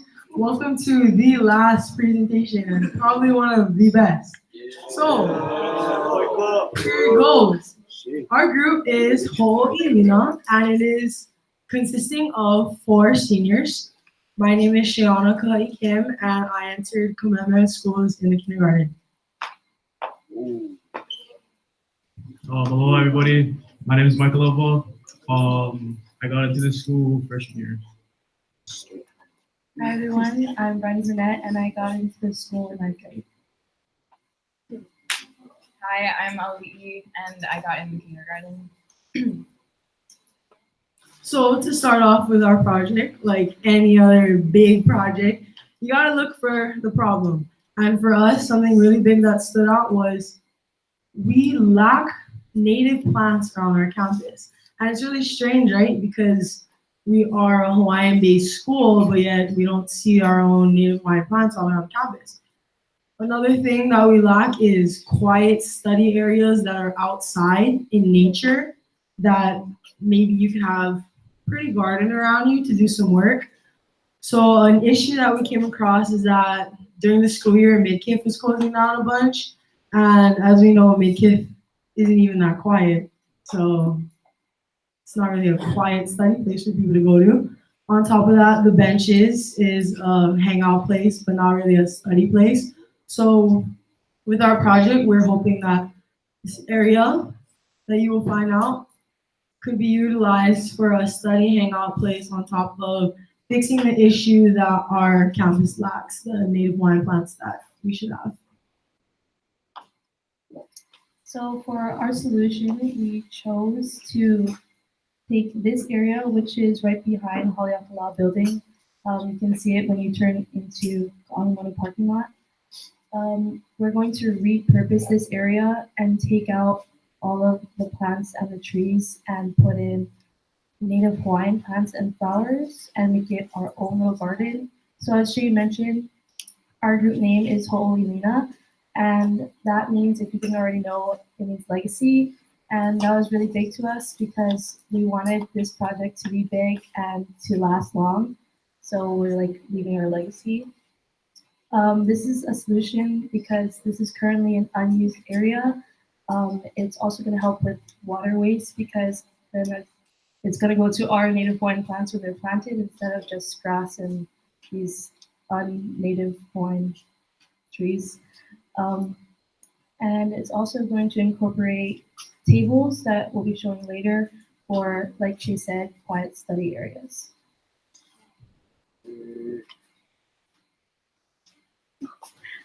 All right, so the process. The first part of our process was brainstorming. So we had to come up with a bunch of challenges and then pick one and then find the solution to that challenge. So after we found the challenge that they talked about and the solution, we had to pitch this idea to King Blake. And then after that was approved, we met with Queen Nishimura, who is the botany teacher. And with him, we discussed different plants that we could put in this area, like the best plants for this type of specific location. He actually also suggested this specific area to us, which is what we ended up picking. After that, we contacted Kaiwainee, who is the ground and logistics department manager. We contacted him and then he came in to meet with us and we talked to him about our idea kind of more specifically. He was able to familiarize us more with the grounds, and he also helped us progress with our plan. And Michael was next and talked about how he helped us actually form the plans and then the process that followed that. Okay, so as Ali was saying, we had our first meeting with Kamehameha, very popular guy tonight. But so basically, what we had to do, or what he proposed us to do next after our first meeting, was to create our first draft. I'm just trying to see. We created our first draft. So he really just like let us do whatever we wanted with the area. He didn't want us to have any limitations. He said, don't worry about like the cost of anything or the cost. So this is our first draft right here. This is the day after our first meeting. And me and my group were like super excited. So we just wanted to put all of our ideas on top of one paper. So like there's no measurements or anything. It's just a very broad design. As we moved on throughout the week, we got more in detail with things and we started putting the measurements. So how we found these measurements on the field was this tool right here. This tool was given to us by Kung Blake, and it was to really just help us finding the footage. And you know, I got to use this tool to walk around. It's basically like walking a dog. Yeah, so you're walking around the area, and it gives you the footage of the space. So I found the square footage of our proposed area, and I got to find like the distance between the trees and the plants. So as we progress even further into this drawing, this is our next drafts right here. As you can see, they're color coded. So it's just more in detail for Kamehameha to follow when he sees this draft. Like for example, these blue squares right here are our proposed benches for the area. We also finalized where we wanted all of our plants and our trees. And this was the final draft we got back 3 to 4 days after sending that last plan to Kamehameha. As you can see, it's a very detailed design. Instead of having the benches that we wanted, Kamehameha proposed to us to have just 3 benches because it's a better studying. Like you have a table to write on and things. So we changed the benches to a table. He also mentioned that we put the trees too close together, so he spaced them out. These 3 big circles right here are 3 kukui nut trees. And the rest of the pictures are the other plants that we'll be using, which Brandy will be talking about.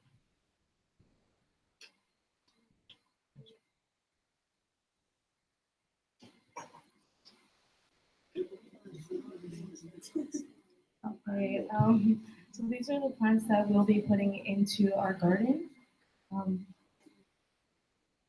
The first one is awakui, which is also red ginger, as some of you know. This is a'ali'i, kenny, laconia, palapalai, loa'e, akia, kukui tree, red tea leaf, and kukukuku. And she is going to be going into more detail about them. So, as you can tell, these plants that we chose are in the different groups of flowers, ferns, and trees. So with that different variety, we actually lacked it for a very long time, which is another challenge that we faced. We totally forgot the dimension of making a garden pretty, and we just focused on, you know, like kukui nut tree, all the basic native plants. Then finally, we got the different mindset by asking Kumke Aloha, Mr. Nish, all them. Then they came in, they gave us a list of all these different plants, and then they told us to do our research because we had to go more into depth on every single plant, like little details as to how many feet this tree will be growing in 5 to 20 years, how big the canopy will be, because this area we want to have shade, and we originally wanted to have the tables over there, but cost choke money to have those tables. So we're just gonna base it on the canopy from the trees, but it takes a while. So that's how we got our selection of plants. Okay, so this is the results page. I will be talking about one of the results out of the 3 that we had. So our first result was that we were able to get a final plan that like any contractor or any landscaper could follow easily. It's basically like a universal plan. With this plan, it could be passed on to like the next person who they take it over, or just to see if like it'll probably be placed in archives after you're done, just so that they can see the layout of the area.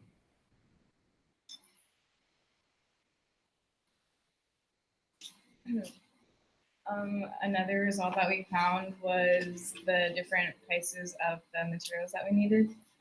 So Kamehameha gave us a bunch of companies that we needed to contact. So we all kind of just split that up. And then we found the different costs. And then after that, we were able to use the quantities to find the net price. And that's like all on this graph right here. So within this project, we had a couple speed bumps that we went through, and I'll be talking about that right now. So the first one was our location. We originally wanted to have our garden in front of mid-cave, but we weren't aware that it was going to be redesigned in the next couple of years. So we had to change our location, which we eventually found a new one. Our second problem was the underground resources that we had in our area. We realized that there is pipes and other things underground that we need to look over. And eventually we also got rid of that problem and moved around our trees and stuff. And the last problem we had was that we didn't actually get to plant anything, which is okay. We still found our project a success because it's in the works.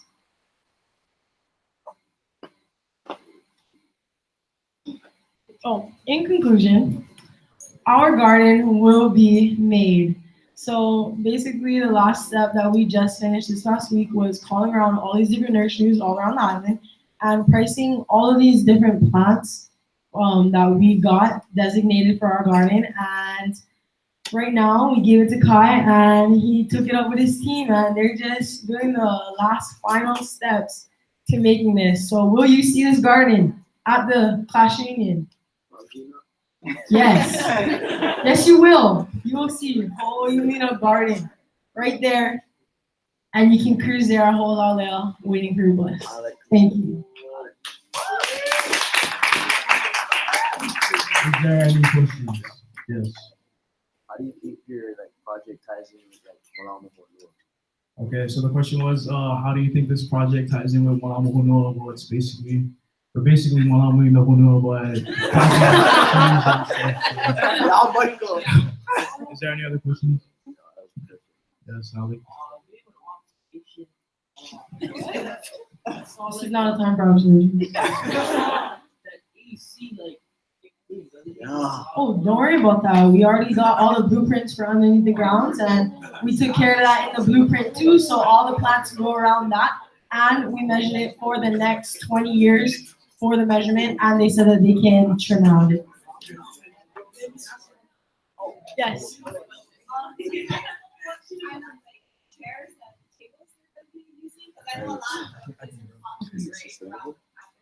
Oh yeah, so we had a couple ideas in mind, but probably the final one that we're gonna do is I'm not sure if you went behind Smith's office, but there's a couple of concrete round tables with umbrellas and things. Boot gang them. Yeah, we're gonna reuse them because no one really uses those in that area because it's in a random spot. So we're just gonna repurpose them. Any other questions? Oh, Michael. Yes. Oh. I think we have time for one more question. Two more questions. Hello. Carla and Brylan. Okay, were you here for the beginning part of the presentation? Then please hold your question until never again. Brylan, yes. Wow, for staying through this. Michael! This is the man right here. All right. So before we officially close, time is 12:20.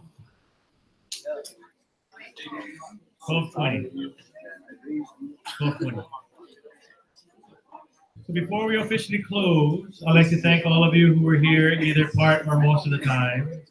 I want to thank all the parents who are coming out. I personally like to thank you guys. Simmer down. Everybody's ready to leave. Okay, sit down. Before we get too far, we got a couple of things we want to do to close out, but let me officially close up our live stream to make sure that it's all good before we finish up. Excellent job. So we'll close that up. I want to thank everybody who came to here.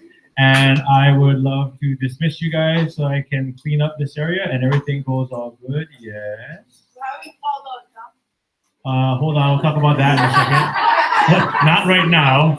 Not right now. Hold on 1 second. But thank you all for coming. Haumana, you can stay still, but all of our wonderful esteemed guests, you can leave and let me give you 5 minutes with these wonderful individuals. Mahalo, drive safe. Mahalo. Hola.